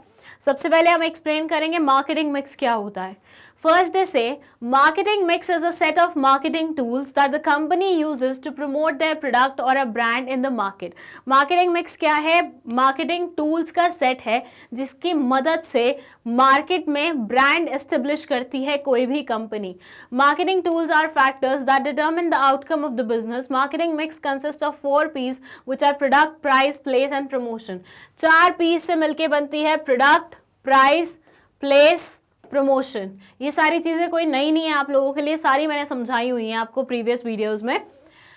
The following are discuss in detail. अब क्योंकि इन्होंने मेन एलिमेंट्स पूछे थे, हमने 4 पीस के बारे में बता दिया, लेकिन यहाँ पे मार्केटिंग मिक्स की थोड़ी और बेहतरीन डेफिनेशन हो सकती थी। मैंने मार्केटिंग मिक्स की आपको डेफिनेशन बताई थी, इवन हमने कुछ लोगों की भी डेफिनेशन पढ़ी थी। उनमें से जो बेस्ट हो या फिर जो आप खुद कंस्ट्रक्ट कर सकते हो वो एक बना के वो लिखिएगा यहाँ पे, ठीक है। ये मुझे थोड़ी सी छोटी लग रही है। और अगेन फिर आप 4 पॉइंट्स लिखोगे तो इसको अलग पॉइंट में लिखना, सेम पैराग्राफ में ऐड मत करना। ये marketing mix consist of 4 Ps, ये आपका नीचे आना चाहिए, वहाँ पे ही शुरू नहीं हो जाएगा। और उसके बाद प्रोडक्ट प्राइस की एक्सप्लेनेशन तो ठीक है। तो प्रोडक्ट में ये बोलते हैं a product is any good और service that offers the customer value and satisfy their needs. The product must satisfy the requirements of the customer, then only it will be successful. It should contain proper sale support and services. ये बोलते हैं भैया product क्या है, product एक ऐसी चीज़ है जो कस्टमर की नीड्स को सेटिस्फाई करती है, कुछ यूटिलिटी होती है उसमें, कस्टमर वो जब कंज्यूम करता है तो उसे प्रॉपर सेटिस्फैक्शन मिलती है। और इसमें हम प्रॉपर सेल सपोर्ट और सर्विसेज भी ऐड कर सकते हैं। प्राइस की बात करें तो प्राइस सेकंड फैक्टर है मार्केटिंग मिक्स का। It refers to money customers pay to obtain any good और service. The price is very essential factor for customers. ये बोलते हैं सेकंड फैक्टर जो मार्केटिंग मिक्स का है वो है हमारा प्राइस। प्राइस मतलब वो पर्टिकुलर चीज़, मतलब वो पर्टिकुलर अमाउंट जो कस्टमर पे करता है in return of that particular good, ठीक है। प्राइस बहुत एसेंशियल फैक्टर होता है कस्टमर के लिए। It affects the demand of a product. बहुत सही बात बोलिए यहाँ पे कि भैया कई चीज़ें हमें चाहिए होती हैं लेकिन उसका प्राइस देख के हम थोड़ा पीछे हट जाते हैं, लेकिन कई चीज़ें हमें नहीं भी चाहिए होती, उनका प्राइस देख के हमें लगता है यार ले लो इसे। तो जैसे कोई सस्ती चीज़ दिख रही है, अब आपको उसकी नीड नहीं है। जैसे मैं अगर आपको एग्जांपल दूँ, भोपाल में there is this market called New Market. इतना सुन लिया होगा ना आप लोगों ने मेरे मुंह से न्यू मार्केट के बारे में कि अब तो आपको आदत ही हो चुकी होगी। तो न्यू मार्केट में बेसिकली बहुत सारे शॉप्स हैं and eight the same time बहुत सारे हॉकर्स वगैरह भी बैठते हैं, या फिर कुछ लोग होते हैं जो मूव करते रहते हैं। तो ना वो कुछ ऐसे प्रोडक्ट्स बेचते हैं छोटी छोटी जैसे कैंडल हो गई, वो जो सलवार के अंदर नाड़ा डलता है वो हो गया, मतलब ऐसे रैंडम स्टफ, रोप वगैरह हो गई, ये सब। अब आपको नहीं लेनी होती यूजुअली, आपके दिमाग में नहीं होता कि मैं ये खरीद के आऊँगी ये खरीद के आऊँगी, लेकिन जब आप वहाँ पे जाते हैं और वो इतने मतलब इतने सस्ते अमाउंट में वो बोल रहे होते हैं, रोप है तो वो 20 रुपये में पूरा बंडल दे रहे होते हैं, 3-4 फिट वाली, मतलब लंबी वाली ऐसे। तो फिर आपको लगता है यार ले लेते हैं, कोई दिक्कत नहीं है क्योंकि सस्ती मिल रही है। And eight the same time कई चीज़ें आप सोच के जाते हो कि यार इस बार ना मैं अम्ब्रेला परचेज करके जाऊँगी, और आप अम्ब्रेला वाले शॉप पे चढ़ते हैं, आप देखते हैं कि एक अम्ब्रेला 1000 2000 ऐसा महंगा आ रहा है। तो आप क्या करेंगे, आप वापस आ जाएंगे, आप बोलेंगे छोड़ो इसे, इससे बढ़िया तो बारिश में भीगना सही है। मतलब इसको थोड़ा हम मतलब हम थोड़ा सा बेसिकली बोल देंगे कि भैया अच्छा लगता है कि बारिश में भीगना, तो इसलिए बेटर वो कर लेंगे इंस्टेड ऑफ 1000 रुपये इस पर्टिकुलर अम्ब्रेला पे स्पेंड करने के। तो प्राइस एक बहुत इंपॉर्टेंट फैक्टर होता है जिसके बेसिस पे आपका प्रोडक्ट बिक भी सकता है और आपका प्रोडक्ट बिकने से रुक भी सकता है, ठीक है। ओके, देन दे से with rise in price the demand reduces and vice versa. जैसे ही प्राइस राइज होता है डिमांड रिड्यूस हो जाती है और वाइस वर्सा, जो चीज मैंने अभी आपको समझाई। The business organisation should analyse the various factors that will be suitable to determine the price of a product. Business organisation को बहुत सारे फैक्टर्स देखिए, बिजनेस ऑर्गेनाइजेशन को इतना तो पता होता है कि जब वो प्राइस सेट कर रहे होते हैं ना, वो बहुत सारे फैक्टर्स को एक्चुअली कंसिडर करते हैं। ये नहीं है कि मेरा मन कर रहा है ये पर्टिकुलर प्रोडक्ट 100 रुपए में बिकना चाहिए तो इसका प्राइसिंग हम 100 रुपए में कर देंगे, नहीं। वो कॉस्ट देखते हैं, वो ये देखते हैं हमें प्रॉफिट मार्जिन कितना चार्ज करना है, वो ये देखते हैं कि इस प्रोडक्ट की डिमांड कितनी है, वो ये देखते हैं हमारे कॉम्पिटिशन कितने हैं। बहुत सारे फैक्टर्स होते हैं जिन्हें उन्हें कंसिडर करना पड़ता है किसी भी प्रोडक्ट का प्राइस फिक्स करने से पहले। The pricing should be determined by taking into consideration target customers, pricing policy followed by competitors. Price fixed for a particular product must make the customer feel that it is adequate for the product. जैसे मैंने अभी आपको 2-4 example दिए कि ये factors आपको consider करने पड़ेंगे, तो वहाँ पे भी यही लिखा हुआ है, प्राइसिंग पॉलिसी, कॉम्पिटिटर का क्या प्राइस है वो सब देख लो। एंड उसके अलावा ये बोलते हैं लास्ट लाइन में कि भैया प्राइस इस तरह का फिक्स होना चाहिए कि कस्टमर को ये लगे कि भैया इतना यूटिलिटी मुझे डिराइव हो रहा है इस पर्टिकुलर प्रोडक्ट से। यूँ नहीं हो कि 100 रुपये पे किया है लेकिन यूटिलिटी मुझे 10 रुपये की मिल रही है, सेटिस्फैक्शन मुझे 10 रुपये की मिल रही है, वो नहीं होना चाहिए। अगर 100 रुपये पे किया तो 100 रुपये वाला वर्थ भी समझ में आना चाहिए। ऐसे इस तरह से प्राइस फिक्स करो।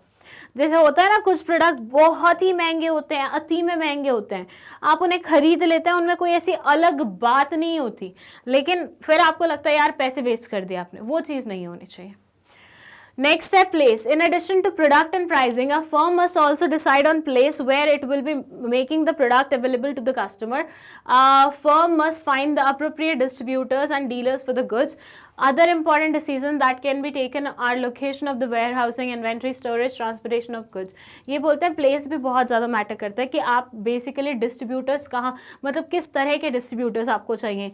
आप सिंगल चैनल की तरफ जाना चाहते हैं, डायरेक्ट चैनल जिसे हम बोलते हैं, या फिर you want to add some middlemans in between, किस तरह का क्या रहेगा सिस्टम, वो भी आपको फिक्स करना पड़ता है प्लेस के अंडर। फिर आता है promotion. Promotion refers to those activities which the consumer are made aware of the product availability utilising various strategies such as sales, advertising, banners, online promotion etcetera. The medium of promotion should be carefully decided by the organisation in order to derive maximum reach. Promotion ही बोलते हैं किसी भी तरह से अवगत कराना लोगों को कि भैया हमारे यहाँ पे एक नया प्रोडक्ट आया है जो आपके लिए इंपॉर्टेंट हो सकता है, जो आपको बेनिफिशियल हो सकता है। तो वो किसी भी जरिए से हो सकता है, आप न्यूज़पेपर में वो करें, सोशल मीडिया पे जाएं, इंटरनेट पे जाएं, आप मैगजीन्स में छापे, किसी टेलीविजन में दे, किसी भी तरीके से कर सकते हैं।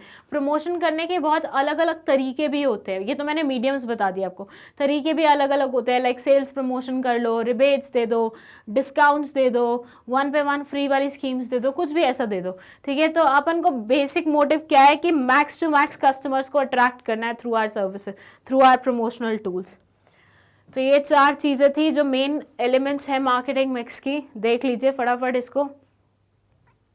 अगेन मैं ये बोलूँगी कि इतने बड़े बड़े पैराग्राफ्स लिखने से अच्छा है आप पॉइंट्स में अगर अपनी बात करेंगे तो इतने बड़े बड़े पैराग्राफ्स किसी को भी पढ़ना पसंद नहीं आते हैं। सो बेटर वे इन्हें आप शॉर्ट पॉइंट्स में कन्वर्ट करो और उसे पॉइंट वाइज ही लिखो, ठीक है। स्क्रीनशॉट ले लो फटाफट। इससे क्या होगा, तुम्हारा स्पेस भी थोड़ा भरा भरा लगेगा। अदरवाइज तो ऐसे पैराग्राफ लिखोगे तो पढ़ने वाले को बहुत ही वो आएगी, नींद आएगी पढ़ते हुए इतने बड़े बड़े पैराग्राफ्स। चलो ले लिया स्क्रीनशॉट इसका। Now let's move to next question, that is question number 20। ये बोलते हैं how does branding helps in creating product differentiation? Does it help in marketing of goods and services also? Branding किस तरह से product differentiation में मदद करती है? क्या ये goods और services की marketing में भी मदद करती है? वो आपको रिप्लाई करना है। देखा जाए तो ये question very short answer type question में भी पूछा गया था, लेकिन यहाँ पे आपको थोड़ा सा डिटेल वे में लिखना पड़ेगा, as long answer type question है। तो इसमें ये बोलते हैं branding is the process of giving a totally unique name, symbol, logo for the product so that it is easy to identify by the customer. आपके प्रोडक्ट को एक symbol, sign, कुछ ऐसा यूनिक फीचर दे देना, कुछ ऐसा यूनिक आइडेंटिटी दे देना कि बाकी सबके कंपैरिजन में कस्टमर आपके आइटम को बहुत ही ईजिली रिकॉग्नाइज कर पाए, बहुत ही ईजिली आइडेंटिफाई कर पाए। By using branding firms bring about differentiation based on name, symbol, logo in their product from the other similar products available in the market. अब भाई ऐसा तो है नहीं कि आप कोई ऐसी यूनिक चीज़ बना रहे हो जिसका कोई कॉम्पिटिटर ही नहीं है मार्केट में। हर प्रोडक्ट का मोर और लेस कॉम्पिटिटर होता ही है मार्केट में। तो दूसरों के कंपैरिजन में लोग कैसे पहचानेंगे कि ये आपकी कंपनी का माल है जिसको वो ट्रस्ट करते हैं? तो वो पहचानेंगे आपकी ब्रांड से, ठीक है। Branding, in addition to helping in product differentiation, also helps in marketing of goods and services. The following points highlight the importance of branding towards marketing of goods and services. Branding helps a firm in product advertisement, and advertisement is possible only when a product branding is done. Without branding, the advertisement will be created for the whole product class. Okay, so ये बोल रहे हैं branding से कहीं ना कहीं आपके product की एडवर्टीजमेंट भी हो जाती है, बिल्कुल हो जाती है। जैसे अब कुछ बढ़िया ब्रांड्स हैं, बड़े बड़े ब्रांड्स हैं, उनको एडवर्टीजमेंट की ज़रूरत नहीं होती। मनीष मल्होत्रा के लहंगों को एडवर्टीजमेंट की कोई ज़रूरत नहीं है क्योंकि वो अपने आप में एक ब्रांड बन गया। अब लोग बाग वैसे खुद से जाएंगे उस पर्टिकुलर चीज़ को खरीदने के लिए। तो कई बार ब्रांड अगर बहुत ज़्यादा फ्लरिश हो जाते हैं तो वो अपने आप में ही एक एडवर्टीजमेंट का टाइप वो बन जाते हैं। उनको अलग से प्रमोशन करवाने की या प्रमोट करने की कोई आवश्यकता नहीं पड़ती है। फिर है branding helps create loyalty among customer. एक बार किसी कस्टमर आपके मतलब एक बार कोई कस्टमर आपके ब्रांड से जुड़ गया, उसको लगा कि हाँ यार ये ब्रांड तो बहुत बढ़िया प्रोडक्ट्स बनाता है, फिर वो तुम्हारे ब्रांड को लेके हमेशा लॉयल रहेगा। लाइक मैंने आपको बहुत बार एग्जांपल दिया है जीन्स का। यूजुअली जीन्स के साथ ऐसा होता है, जीन्स एक ऐसी चीज़ है जो हर कंपनी की आपको कंफर्टेबल नहीं लगती, लेकिन एक बार कोई कंपनी जम जाती है कि हाँ यार इस कंपनी की जीन्स बड़ी ज़्यादा कंफर्टेबल है। जैसे मेरे लिए मैस्ट एंड हार्बर की एक कंपनी ब्रांड है that's available on Myntra. I really like it's stuff. बहुत अच्छी जीन्स आती है उसकी, मुझे कंफर्ट लेवल बहुत हाई लगता है उसका। तो अब मैंने इवेंचुअली उसी ब्रांड से अपनी सारी जीन्स ऑर्डर करना स्टार्ट कर दिया, मतलब नॉर्मल वेयर के लिए। Obviously for the branded one Levi's is the best, ठीक है। तो मतलब क्या है, ये चीज़ें मैंने यूज़ की over the time, I loved it. And then मुझे ये समझ में आया कि ये ब्रांड वो है जो मुझे वो चीज़ देता है जो मुझे चाहिए।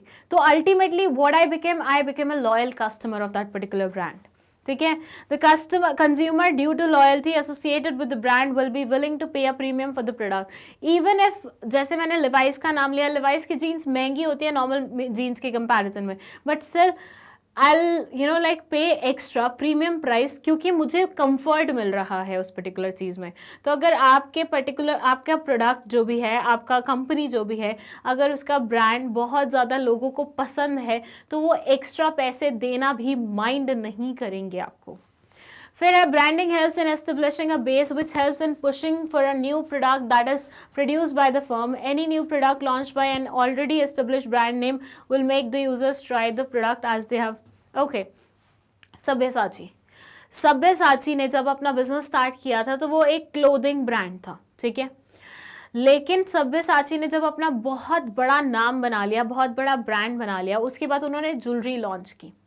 अब उनको अलग से ज्वेलरी का प्रमोशन करने की आवश्यकता नहीं पड़ती, या उनको स्क्रैच से नहीं स्टार्ट करना पड़ा। लोगों को अगर सब्यसाची का लहंगा पसंद है तो वो उसकी ज्वेलरी खरीदने के लिए भी तैयार हो जाते हैं क्योंकि उनका ट्रस्ट है सब्यसाची पे। एक ब्रांड की कीमत है। जैसे आपने देखा होगा बहुत सारे लोग, मतलब बहुत सारी लड़कियां आजकल तो मैं देख रही हूँ सब्यसाची के प्रोडक्ट्स खरीदती हैं, तो वो सब्यसाची वाले ना ऐसा एक बॉक्स भेजते हैं। अगर ब्राइडल वेयर आप खरीद रहे हैं उनसे तो एक ऐसा पूरा बड़ा सा बॉक्स भेजेंगे, उसके अंदर आपका लहंगा होगा और उसके साथ वो एक एडिशनल बेल्ट भेजते हैं। हमेशा देखना सब्यसाची का ना एक टाइगर करके एक ब्रांड, मतलब वो है, वो हर बेल्ट पे ना वो टाइगर की इमेज लगाता ही है, तो वो साथ में वो ज़रूर भेजता है कॉम्प्लीमेंट्री। तो कुछ चीज़ें ऐसी हैं जो ब्रांड के साथ मतलब अलग से मतलब नई भी आ जाती हैं, आपको एक्स्ट्रा भी पे करना पड़ता है, तभी यू डोंट माइंड, आप न्यू प्रोडक्ट्स में भी इन्वेस्ट करने के लिए तैयार हो जाते हो। बेचने वाले को ब्रांड जिसका ऑलरेडी एस्टेब्लिश्ड है उसको अलग से स्क्रैच से स्टार्ट करने की आवश्यकता नहीं पड़ती क्योंकि ब्रांड की लॉयल्टी ऑलरेडी मार्केट में है। ब्रांड के लिए लोग, कस्टमर्स पहले से ही तैयार है, मतलब they want to buy that particular thing. तो बस ये 3 पॉइंट्स लिखे हुए हैं। अगेन मुझे ना क्वालिटी इतनी ज़्यादा अच्छी नहीं लग रही है, मुझे ऐसा लगता है इससे बेटर आंसर हो सकते हैं, तो थोड़ा सा आप वर्क करिएगा इस पर्टिकुलर चीज़ पे। एनसीईआरटी में जो कंटेंट दिया हुआ है कोशिश कीजिएगा उसे लिखने की, ठीक है। अब मैंने वो यहाँ पे क्यों नहीं लिखा, उसका एक सिंपल सा रीज़न है कि मैंने एनसीईआरटी का पूरा कंटेंट आपको समझाया हुआ है वीडियोस में, तो बस आपको कुछ नहीं करना है। यहाँ पे मैंने आपको थोड़ा थोड़ा आइडिया दिया है कि आंसर किस तरह से हो सकते हैं, लेकिन कंटेंट में बहुत ज़्यादा इंप्रूवमेंट हो सकती है आपके एंड पे, थोड़ा सा वर्क करना। चलो let's move to next question, that is question number 21। ये बोल रहा है what are the factors affecting the determination of a price of a product or service. एक पर्टिकुलर प्रोडक्ट के प्राइस या फिर एक पर्टिकुलर सर्विस के प्राइस को तय करने से पहले आप किन फैक्टर्स को कंसिडर करते हो, किन पॉइंट्स को कंसिडर करते हो, आपको वो बताना है और एक्सप्लेन करना है। मैंने बोल दीजिए फिर से, मैंने ये पेन बनाया है, ठीक है। अब इस पेन का प्राइस तय करना है, तो मुझे कौन कौन सी चीज़ें ध्यान रखनी पड़ेंगी, कौन कौन सी चीज़ें अपने माइंड में रखनी पड़ेंगी। प्लास्टिक कहाँ से आया, अंदर क्या क्या लगा हुआ है, उसकी कीमत क्या है, लोग में मतलब मेरे कॉम्पिटिटर्स जो इस पर्टिकुलर चीज़ को बेच रहे हैं वो कितने में बेच रहे हैं, लोगों में इस पर्टिकुलर प्रोडक्ट को लेकर डिमांड कितनी है, इस पर्टिकुलर प्रोडक्ट की सप्लाई कितनी है। बहुत सारे ऐसे फैक्टर्स होते हैं जिनको आपको कंसिडर करना पड़ता है, तो उन्हीं सब के बारे में यहाँ लिखना है। बहुत ही स्ट्रेट अवे क्वेश्चन है, तो डायरेक्ट हम चलते हैं। Price is the amount of money that is paid by the customer to obtain a product. Price क्या है? एक अमाउंट है जो कि कस्टमर तैयार होता है देने के लिए, किसको? सामने वाली पार्टी को, जो भी प्रोडक्ट खरीद रहा है। The price will determine the demand for the product in the market. Price determine करेगा डिमांड प्रोडक्ट की मार्केट में। Price also plays an important role in the product marketing. Price बहुत इंपॉर्टेंट रोल प्ले करता है product marketing में, ठीक है। And then they are saying, एक सेकेंड में आपके लिए कलर चूज कर लूँ और okay. Price also plays an important role in product marketing. If there is any change in the price, it will impact the revenues and the profit of the business. अगर price में कुछ भी change होता है तो वो पूरे business के प्रॉफिट और रेवेन्यू पे काफ़ी फर्क डालता है। कैसे डालता है भैया? देखो, प्राइस क्या है? वो कीमत जो कि बिजनेसमैन आपसे मांग रहा है उसके प्रोडक्ट के बदले में। अब उसमें क्या क्या इंक्लूडेड होगा? कॉस्ट इंक्लूडेड होगी, प्रॉफिट मार्जिन ऐड हुआ, ठीक है। दोनों के कॉम्बिनेशन से ही आपको पे करना पड़ेगा। रेवेन्यू क्या होता है? जो बिजनेस ने कमाया सेल्स करके। अब रेवेन्यू में से निकालते हैं हम प्रॉफिट मार्जिन, मतलब एक्चुअली हमारा कितना प्रॉफिट बनता है। कैसे निकालते हैं? जो भी हमारे एक्सपेंडिचर लगे हैं, कॉस्ट है, वो माइनस करके भी फिगर आउट कि हमारा प्रॉफिट कितना बनता है। तो अगर प्राइस में हल्का फुल्का भी चेंज हुआ, ऊपर नीचे गया, तो प्रॉफिट पे डायरेक्टली इसका असर पड़ेगा, रेवेन्यू पे डायरेक्टली इसका असर पड़ेगा, बिल्कुल पड़ेगा। तो वही चीज़ यहाँ पे लिखी हुई है। Firms producing similar goods will compete with each other in the market on the basis of price of the goods. जैसे कोका कोला और थम्स अप हो गई, 19-20 का फर्क चलता है उनके, उसमें 50 पैसे ज़्यादा 50 पैसे कम, 50 पैसे ज़्यादा 50 पैसे कम। एट टाइम्स उनके बीच में ऐसी भिड़त देखी है ना कि बिल्कुल यूँ होता है कि मतलब 50-50 पैसे का, मतलब वो बढ़ाती है तो वो भी बढ़ा देती है, वो बढ़ाती है वो कम करती है तो वो भी कम कर देती है, ऐसे रहता है, ठीक है। तो बहुत सारे कॉम्पिटिटर्स ऐसे होते हैं जो एक दूसरे के प्राइस को देख के अपना प्राइस तय करते हैं और मोर कॉम्पिटिटिव बनाना चाहते हैं अपने प्रोडक्ट को। Then they say here are the following factors that determine the price of any product or service. ये following factors है जो determine करते हैं प्राइस किसी भी प्रोडक्ट का या सर्विस का। फर्स्ट है product cost plays an important role in determining the final price of the product.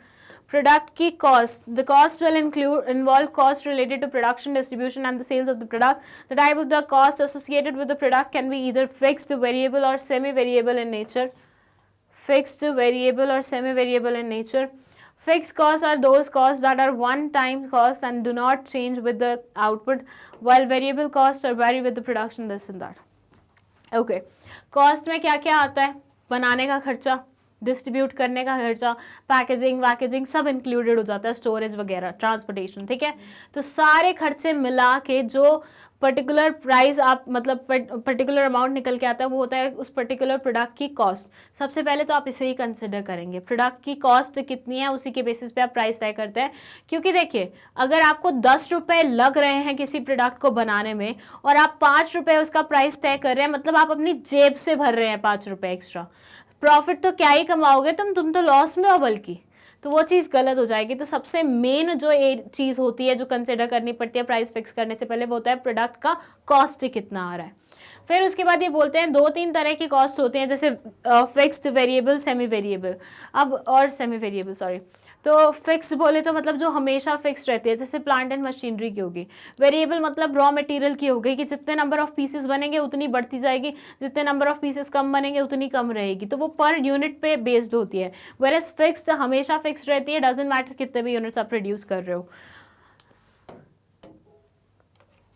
Next इसमें जो पॉइंट है वो है semi variable cost vary with the level of output but the proportion is not the same there for this and that to determine the pricing of a product a firm has also to check the demand of the product in the market to determine the demand the concept of elasticity of demand is important it refers to the proportion of change in the demand of an item due to corresponding change in the price of the product. The demand can be said as elastic if due to small change in the price and the demand gets changed by a large margin. In such a situation, a firm is unable to change high price as an okay.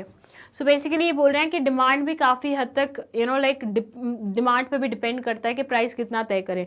अगर market में किसी product की demand है ही नहीं और आप बहुत ही बढ़िया प्रीमियम प्राइस पे मतलब रख रहे हैं अपने आइटम का, कोई भी आपका आइटम नहीं खरीदेगा क्योंकि डिमांड नहीं थी. तुमने ऐसा प्रोडक्ट बना दिया जिस प्रोडक्ट की डिमांड नहीं है और ऊपर से तुमने प्राइस भी बहुत हाई रखे, कौन खरीदेगा. सेम वे में कई चीज़ें ऐसी होती है जो लोगों को चाहिए होती है लेकिन प्राइस बहुत ज़्यादा ऊंचा हो जाता है तो इसकी वजह से वो डिमांड को कहीं ना कहीं मार देते हैं.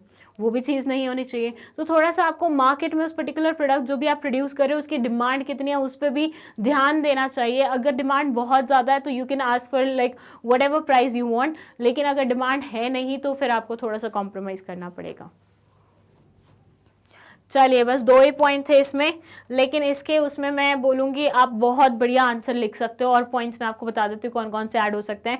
यू कैन राइट पहले हमने प्रोडक्ट के प्राइस कॉस्ट की बात कर ली तो कॉस्ट एक आप रेकमेंड करोगे, ठीक है, और लिखो भी कि ऐसे नहीं लिखना पैराग्राफ वाइज या पॉइंट बना के. पहले लिखना प्रोडक्ट कॉस्ट ऐसे हाईलाइट करते हुए और फिर उसको एक्सप्लेन करते हुए बाकी का पूरा एक्सप्लेनेशन लिखना, ठीक है. सेम वे में डिमांड कितनी है, कॉम्पिटिटर्स कितने हैं मार्केट में, क्या आपकी मोनोपोली है या नहीं है, और आपको बनाने में कितनी लाइक जिद्दोजहद लगी है, वो पर्टिकुलर प्रोडक्ट की सप्लाई कैसी है मार्केट में, वो सारे फैक्टर्स भी आप यहाँ पे लिखना, तभी आपका आंसर बढ़िया बनेगा. ये इतना कोई खास आंसर है नहीं, ठीक है. चाहो तो स्क्रीनशॉट ले लो रेफरेंस के लिए. हर एक पॉइंट को ध्यान देना, हाईलाइट करके उसको एक्सप्लेन करना प्रॉपरली. ऐसे पैराग्राफ बना के मत लिखना क्योंकि ऐसे पैराग्राफ इतने ज़्यादा खास नहीं लगते. और जब तुम फिक्स्ड कैपिटल या फिर वेरिएबल कॉस्ट और फिक्स कॉस्ट के बारे में बता रहे होगे तो उसे भी कोशिश करना फ्लो चार्ट बना के वहाँ पे एक्सप्लेन कर दो. लाइक फिक्स्ड कैपिटल क्या होती है, वेरिएबल कैपिटल क्या होती है, सॉरी कॉस्ट, बार बार कैपिटल पता नहीं क्यों बोल रही हूँ मैं. तो उसके बाद उसको ऐसे एक्सप्लेन करके यहाँ पे ऐसे लिखो तो वो थोड़ा मतलब आपका कॉन्टेंट लंबा भी लगेगा और अच्छा भी दिखेगा, ठीक है. स्क्रीनशॉट लो फटाफट. चलो now let's move to next question, that is question number 22. ये बोलता है explain the major activities involve in the physical distribution of products. अगर हमें गुड्स को फिजिकली डिस्ट्रीब्यूट करना पड़ता है तो कौन कौन सी एक्टिविटीज इन्वॉल्व होती हैं उसके बारे में आपको बताना है.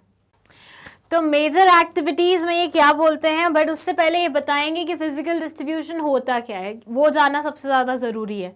तो यहाँ पे इन्होंने बहुत ही प्रिसाइज वे में लिखा हुआ है कि भैया गुड्स जहाँ पे बनते हैं वहाँ से उठा के गुड्स वहाँ पे पहुँचाना जहाँ पे वो कंज्यूम हो रहे हैं, ये पूरी प्रोसेस कहलाई जाती है फिजिकल डिस्ट्रीब्यूशन. लेकिन इसे और बेटर वे में एक्सप्लेन किया जा सकता था. 2-3 लाइनें आराम से फिजिकल डिस्ट्रीब्यूशन पे लिखी जा सकती है. अगर इस नेचर का क्वेश्चन आए तो आप लिखेंगे let's understand what is physical distribution first, और उसके बाद आप फिजिकल डिस्ट्रीब्यूशन की पूरी वो लिखेंगे definition, and then you will start with the activities. ये जो लिखा हुआ है ना मेजर एक्टिविटीज़, इसको आपको नई लाइन से शुरू करना है. इसमें फर्स्ट पॉइंट लिखा हुआ है order processing. Order processing consists of steps such as order placement, order transmission, inventory maintenance, goods delivery, etc. As such processes are time consuming. A physical distribution system must ensure proper order processing. Customer satisfaction can be achieved by fast and accurate order processing. Order processing का मतलब क्या होता है कि भैया किसी ने order दिया आपको, ठीक है, now you have to make stuff, ठीक है, आपको पूरा प्रोड्यूस करना है, उस पर्टिकुलर स्टफ को पूरा मैन्युफैक्चर करना है. तो ये आपकी पूरी प्रोसेस क्या कहलाई जाएगी, ऑर्डर प्रोसेसिंग कहलाई जाएगी. Receiving that particular order, maintaining that inventory, working on it, and then creating that particular thing. फिर है product transportation. Product transportation is the physical movement of goods from the production unit to the consumer. Order processing में आपने goods तैयार कर लिए हैं, ठीक है, उसके बाद नेक्स्ट स्टेप क्या होगा, आपका गुड्स को इधर से उधर मूव करवाना, ट्रांसपोर्ट करना. Then warehousing. It is the process of storing of the goods obtained from manufacturer before being introduced for the sale to the customer. Warehouses provide a ready stock of goods that can be made available in the market. भैया ये तो हो सकता है या तो आपने कोई सीजनल प्रोडक्ट बनाया हो, फिर से आपने ब्लैंकेट्स बनाए हैं, अभी कस्टमर तक तो ब्लैंकेट आप लेके जा नहीं सकते, तो आप क्या करोगे, आप उन ब्लैंकेट्स को स्टोर करके रखोगे। कहाँ स्टोर करके रखोगे? वेयर हाउस में स्टोर करके रखोगे।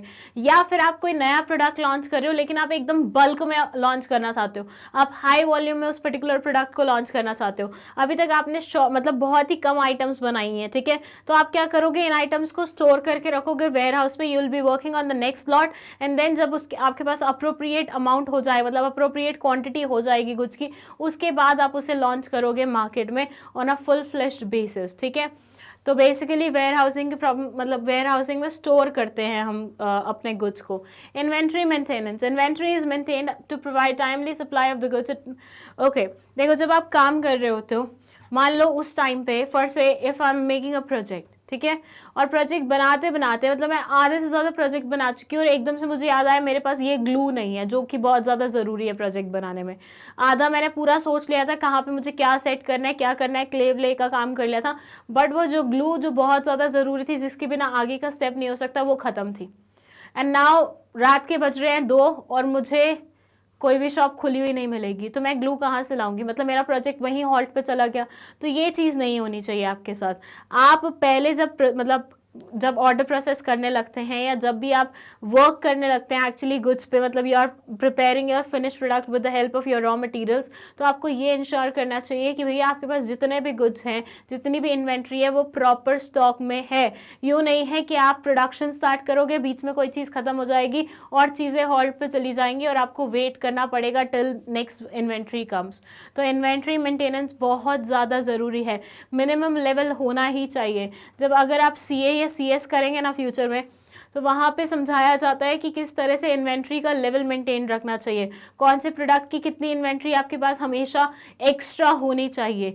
कब इन्वेंट्री का वो लेवल आता है जब आपको दोबारा से रीस्टॉक का ऑर्डर दे देना चाहिए, मतलब ना मार्किंग होती है। जैसे मान लीजिए एक रूम है, रूम में आपने इतना मार्क कर रखा है, ठीक है, पूरे प्रोडक्ट्स पड़े हुए हैं, मतलब इन्वेंट्री पड़ी हुई है, इतना मार्क करा हुआ है रेड कलर से, तो मतलब इतना जब पूरा खत्म हो जाएगा इतना बचेगा, तो यहाँ पे आपको ऑर्डर प्लेस करना है, क्योंकि जब तक ऑर्डर प्रोसेस होके आएगा आपके पास इन्वेंट्री का, तब तक ये वाला स्टॉक खत्म हो जाएगा। You don't have to wait कि पूरा रूम वैकेंट हो जाए।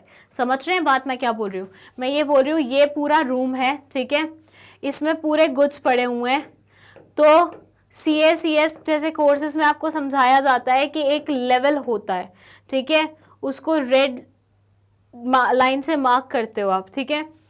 अगर मान लीजिए गुड्स वहां तक पहुंच गए हैं, मतलब इतने खत्म हो गए हैं, बस यहाँ वाले बच्चे हैं, तो यहाँ पे जैसे ही आप रीच करोगे, this is the right time you will place your request for inventory. तो आपको अपनी इन्वेंट्री की रिक्वेस्ट यहीं पे प्लेस करनी पड़ेगी, क्योंकि जब तक इन्वेंट्री सामने वाले इंसान की यहाँ से आएगी तब तक आपका ये भी गुड्स खत्म हो जाएंगे। आपको ऐसा नहीं करना कि एक बार ये पूरा रूम खाली हो जाए उसके बाद मैं गुड्स प्लेस करूँ, मतलब ऑर्डर प्लेस करूँगा, नहीं, आपको यहाँ पे ऑर्डर प्लेस करना पड़ेगा ताकि अप्रोप्रिएट टाइम पे आपके पास इन्वेंट्री हो जाए, आ जाए वापस, ठीक है। चलिए लीजिए इसका भी स्क्रीनशॉट जल्दी से फटाफट।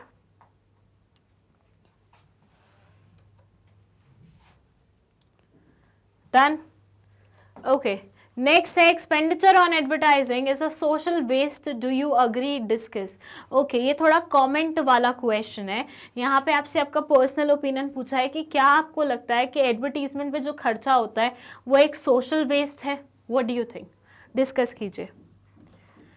देखिए, advertising expenditure is considered as a social waste due to multiple factors, such as it adds to cost of the production of the company and also increases customers' requirement for more such products. The following points will help in determining whether advertising is a social waste or not.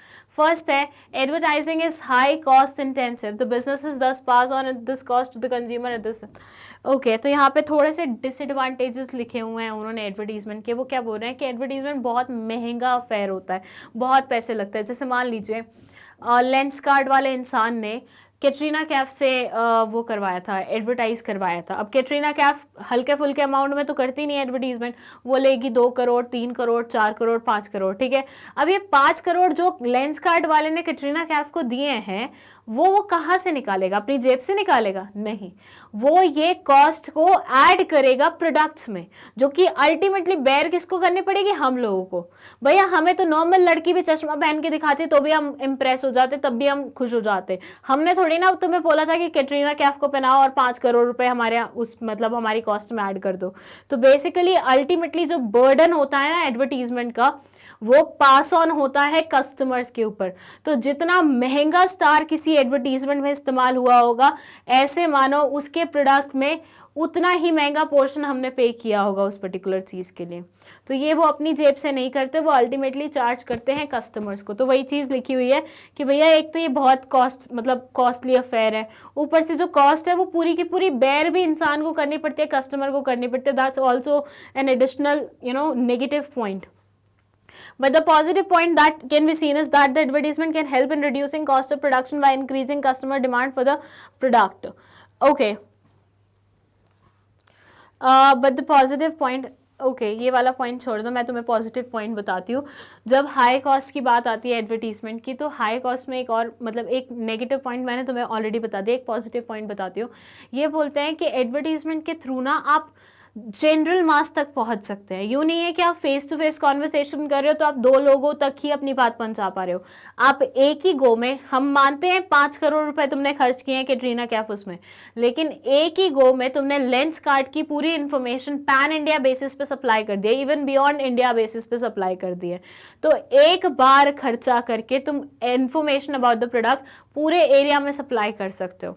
तो वो एक positive point है। तो ये चीज़ में हमने positive भी बोला, नेगेटिव भी बोला। सेकेंड ये बोलता है the major point which impacts advertisement is that weakens the social values and promotes the sense of materialism in the society. Customers want to acquire any new product to fulfil. जैसे मैंने आपको बताया, कभी कभी ना लोगों को वो करते हैं कि तुम्हें ये चीज़ खरीदनी चाहिए, तुम्हारे पास ये चीज़ होनी चाहिए, मैनिपुलेट करने की कोशिश करते हैं। तो ये काइंड ऑफ मटीरियलिस्टिक अप्रोच को जन्म दे रहे हैं आपकी सोसाइटी में कि भैया तुम्हारे पास ये चीज़ नहीं है, ये तो अच्छी बात नहीं है। लाइक आईफोन्स का मैंने देखा है यूजुअली क्रेज़, कई बार तो मैं ही कर देती हूँ वो चीज़ कि किसी के पास आईफोन नहीं होता तो मुझे ऐसा लगता है तुम्हारे पास आईफोन नहीं है, you should buy one, like if you are earning good amount तो यू शुड बाय वन। मतलब थोड़ा हो जाता है, क्यों? क्योंकि वो एक सिंबल बन गया है। कैसे बन गया है? एडवर्टीजमेंट में देख देख के कि भैया जितने भी रेप्यूटेड लोग हैं, जितने भी टीवी एक्ट्रेस हैं, कितने भी जो अच्छा कमा लेते हैं, वो सारे अपने आस आईफोन कैरी करते हैं। That's also an advertisement, right? तो उससे क्या हुआ, लोगों के अंदर ये चीज़ आ गई कि भैया ये तो होना ही चाहिए अपने पास, नो मैटर व्हाट। तो जो नहीं भी अफोर्ड कर पाते वो भी कई बार इस ट्रैप में फंस जाते हैं कि यार सबके पास है, we need to really buy that particular thing. तो वो थोड़ा सा नेगेटिव हो जाता है फॉर द सोसाइटी, क्योंकि एक बार अगर दिमाग में मटीरियलिस्टिक अप्रोच आ जाए ना, मतलब ये आ जाए कि यार ये चीज़ मेरे पास होनी चाहिए, सबके पास है, ठीक है, सोसाइटी में सबके पास है, और like I should also get one, और आपके पास पैसे नहीं हो, तो फिर हो सकता है आप थोड़ा सा इलीगल मीन्स के टूवर्ड्स भी चले जाएं। लॉ में ये कॉन्सेप्ट है कि भैया ज़्यादातर लोग जो इलीगल तरीके की तरफ जाते हैं, जो अनलॉफुल एक्टिविटीज़ करते हैं, वो ऐसे लोग होते हैं जो पुअर होते हैं, जो दूसरों को देखते हैं लाइफ एंजॉय करते हुए, जो दूसरों को देखते हैं। आई एम नॉट सेइंग कि सारे इलीगल काम करने वाले लोग पुअर होते हैं। आई एम सेइंग कि poverty is one such reason why many people enter into this illegal world. उनको ऐसा लगता है when other people are enjoying, तो उनका भी राइट बनता है एंजॉय करने का, और उस राइट को एंजॉय करने के चक्कर में वो उल्टे काम करके पैसा कमाने की कोशिश करते हैं। वो एक गलत बात हो जाती है। तो वो सारा पॉइंट आप यहाँ पे लिख सकते हैं। Then advertisement can set to create confusion among customers so as many different varieties of same product.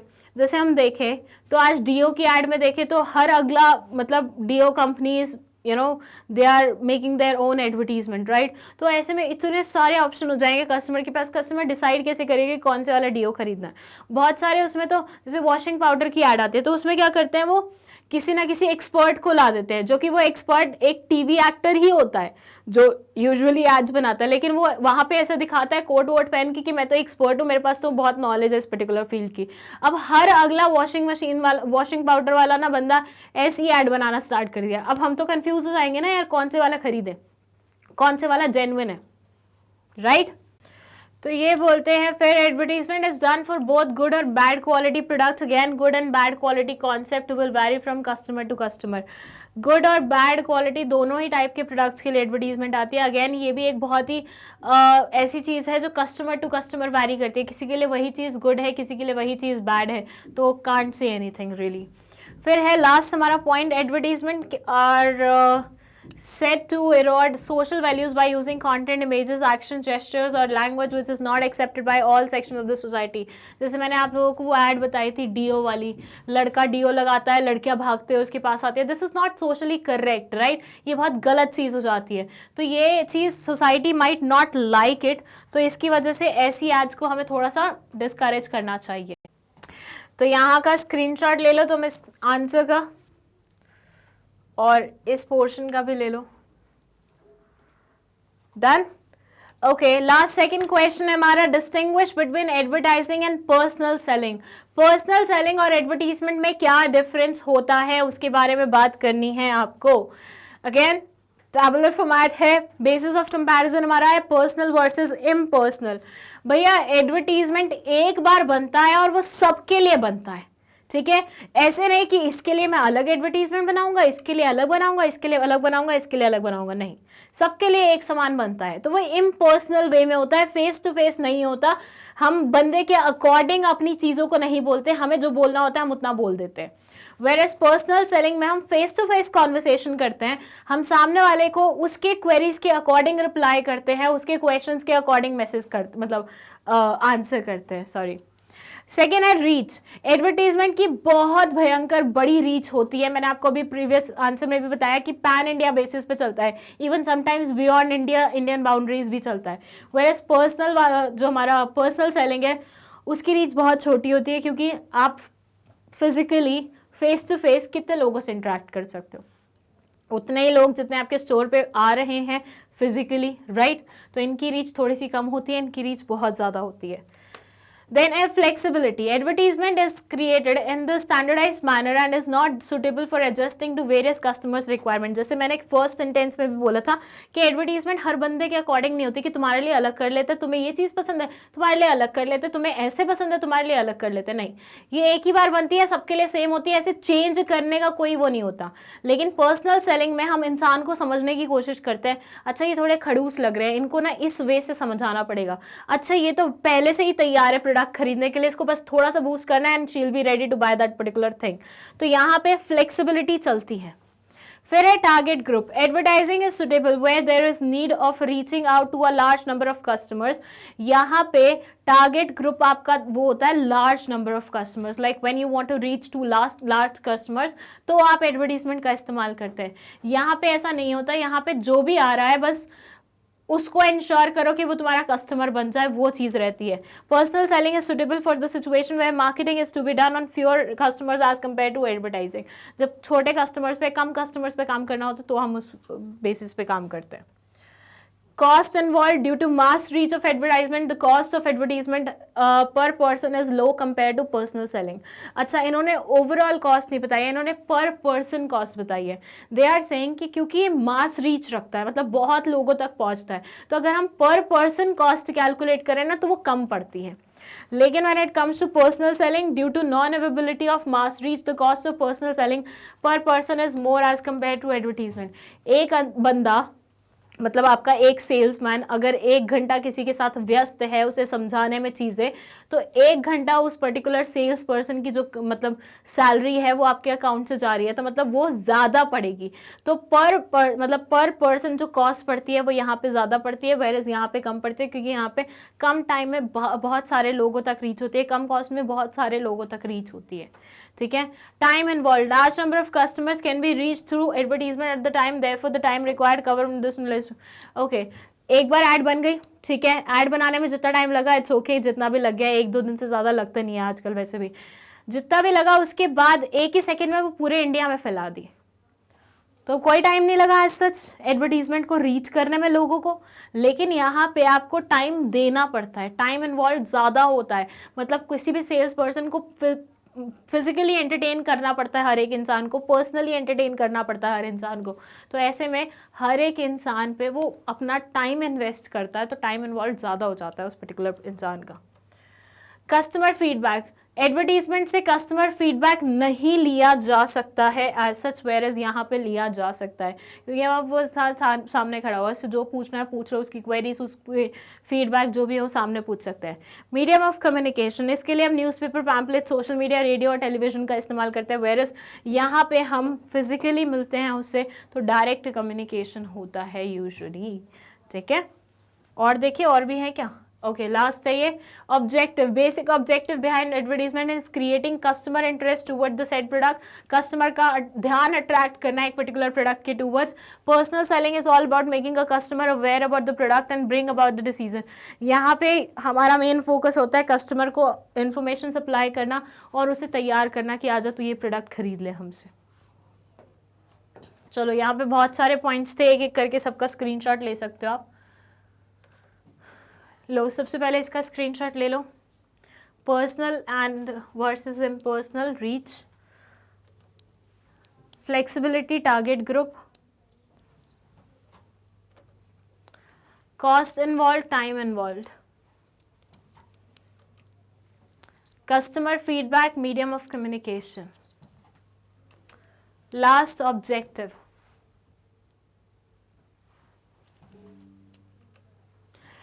और ये है हमारा last question, that is question number 25। ये बोलता है explain the factors determining the choice of channels of distribution.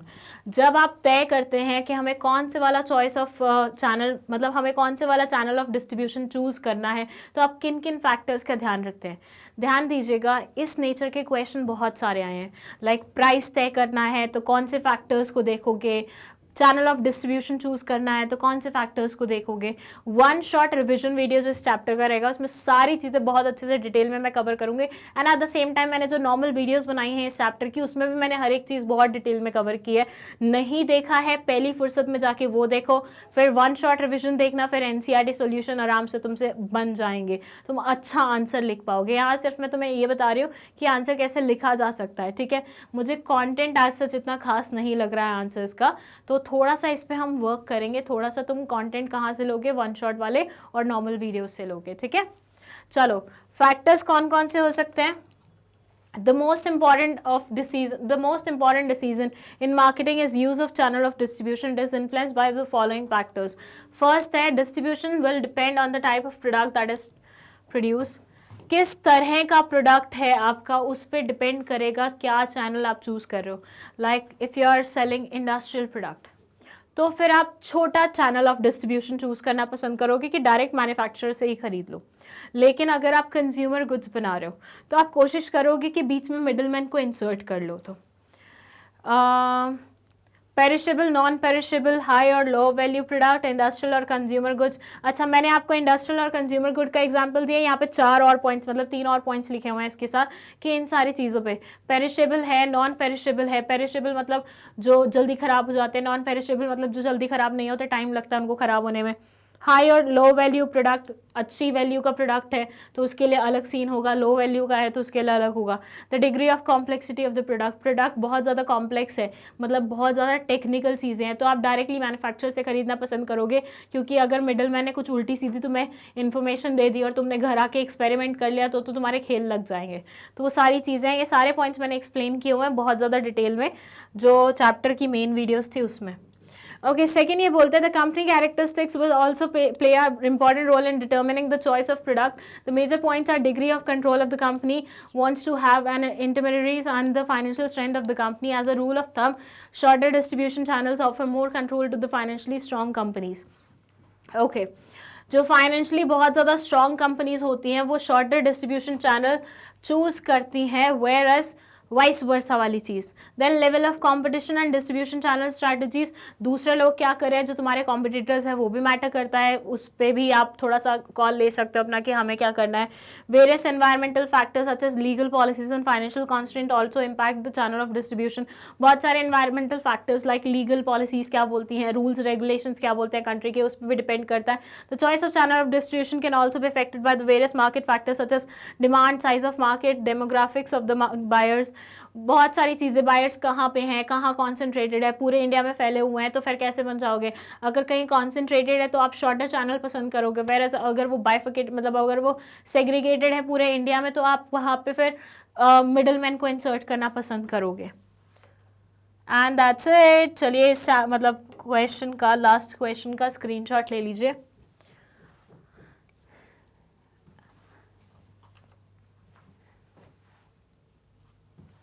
Done. और यहाँ ख़त्म होते हैं हमारे मार्केटिंग मैनेजमेंट चैप्टर के एनसीईआरटी सॉल्यूशन। आई होप आपको सारे क्वेश्चन बहुत अच्छे से समझ में आए होंगे। इन आंसर्स पे हम थोड़ा और एक्स्ट्रा वर्क करेंगे इन्हें बेटर बनाने के लिए। जो आंसर्स यहाँ पे थे वो एज इट इज़ कॉपी नहीं करेंगे, ठीक है। अगर आपके पास कोई डाउट है तो आप लिख सकते हैं कॉमेंट सेक्शन में। विद दैट कुछ बच्चे मुझसे रिक्वेस्ट कर रहे थे कि मैम आप कॉमेंट्स चेक नहीं करते हैं मैग्नेट ब्रेन्स चैनल पर, जितने भी करते हैं। बेटा क्या होता है ना कि मैग्नेट ब्रेन्स चैनल के जो कमेंट्स होते हैं मेरी वीडियोस के नीचे, वो मेरे पास डायरेक्टली नोटिफिकेशन नहीं आता। तो अगर मैंने किसी वीडियो के नीचे कमेंट किया हुआ है CS पायल पोपली आईडी से, तो आप उसके नीचे कमेंट कर दिया कीजिए तो मेरे पास नोटिफिकेशन आ जाएगा and I will be able to see your comment. अब क्या होता है कि बहुत सारी वीडियोज़ हैं, उसके मतलब हर वीडियो के कॉमेंट्स चेक करना इनिशियली तो आई यूज टू डू इट, कि स्टार्टिंग में तो बड़ा मज़ा आता था कि कॉमेंट चेक कर रहे हो किसने क्या लिखा है। बट देन अब बहुत सारी हो गई है ना, तो पॉसिबल नहीं हो पाता। तो थोड़ा सा बस ये कर सकते हैं आप कि अगर मेरी कमेंट आपको दिखती है तो उसके नीचे कमेंट कर दो तो मुझे नोटिफिकेशन मिल जाएगा and I will get to know कि अगर तुम्हारा कोई डाउट होगा या फिर तुम्हारी कोई ऐसे you are writing something about me, तो मुझे पता चल जाएगा, ठीक है। इतना ही कर सकते हैं फिलहाल के लिए। अब तुम्हें बता दूं मैग्नेट ब्रेन्स गूगल पे भी अवेलेबल है। गूगल पे जाके तुम्हें magnetbrains.com टाइप करना है, वेब पेज खुल जाएगा। वेब पेज जैसे ही खुलेगा वहाँ पे तुम्हें जाना है CBSE इंग्लिश मीडियम में। यहाँ तुम्हें क्लासेस दिख जाएंगी, you have to select class 12। उसमें तुम्हें मेरी 2 तस्वीरें दिख जाएंगी, पार्ट 1 पार्ट 2 बिजनेस स्टडीज़ की। जो भी पार्ट तुम्हें देखना है उसको सेलेक्ट करना, तुम्हें ऐसे चैप्टर वाइज पूरा बाइफिकेशन दिख जाएगा। हर चैप्टर में कितने लेक्चर्स बने हुए हैं वो दिख जाएंगे एंड जैसे ही तुम इसे क्लिक करोगे तुम्हें मेरी वीडियो दिख जाएगी, उसे तुम आराम से देख सकते हो, ठीक है, और अपने डाउट्स क्लियर कर सकते हो। इसी के साथ एक और इन्फॉर्मेशन कि बहुत सारे बच्चे हिंदी मीडियम वाले हमें रिक्वेस्ट करते थे कि हिंदी मीडियम का अलग से चैनल होना चाहिए, तो फाइनली मैग्नेट ब्रेन्स ने हिंदी मीडियम का भी चैनल इंट्रोड्यूस कर दिया है। यहाँ पे स्टेट बोर्ड और हिंदी मीडियम वाले स्टूडेंट्स जितने भी होते हैं उनकी प्रॉब्लम्स को सॉर्ट किया जाएगा, तो इस चैनल को आप एक्सप्लोर कर सकते हैं। And eight the same time magnet brains अब दे रहा है आपको सब कुछ एट वन प्लेस। सो इस चैनल को लाइक शेयर एंड सब्सक्राइब कीजिए। एक्चुअली मुझे ये बोलना बिल्कुल पसंद नहीं है क्योंकि मुझे ऐसा लगता है कि हम अगर इतना कर रहे हैं ना तो ये तो बच्चों को खुद से बनता है करना, राइट। तो ये आप खुद से ही करिए and that's it. Thank you so much for watching this video.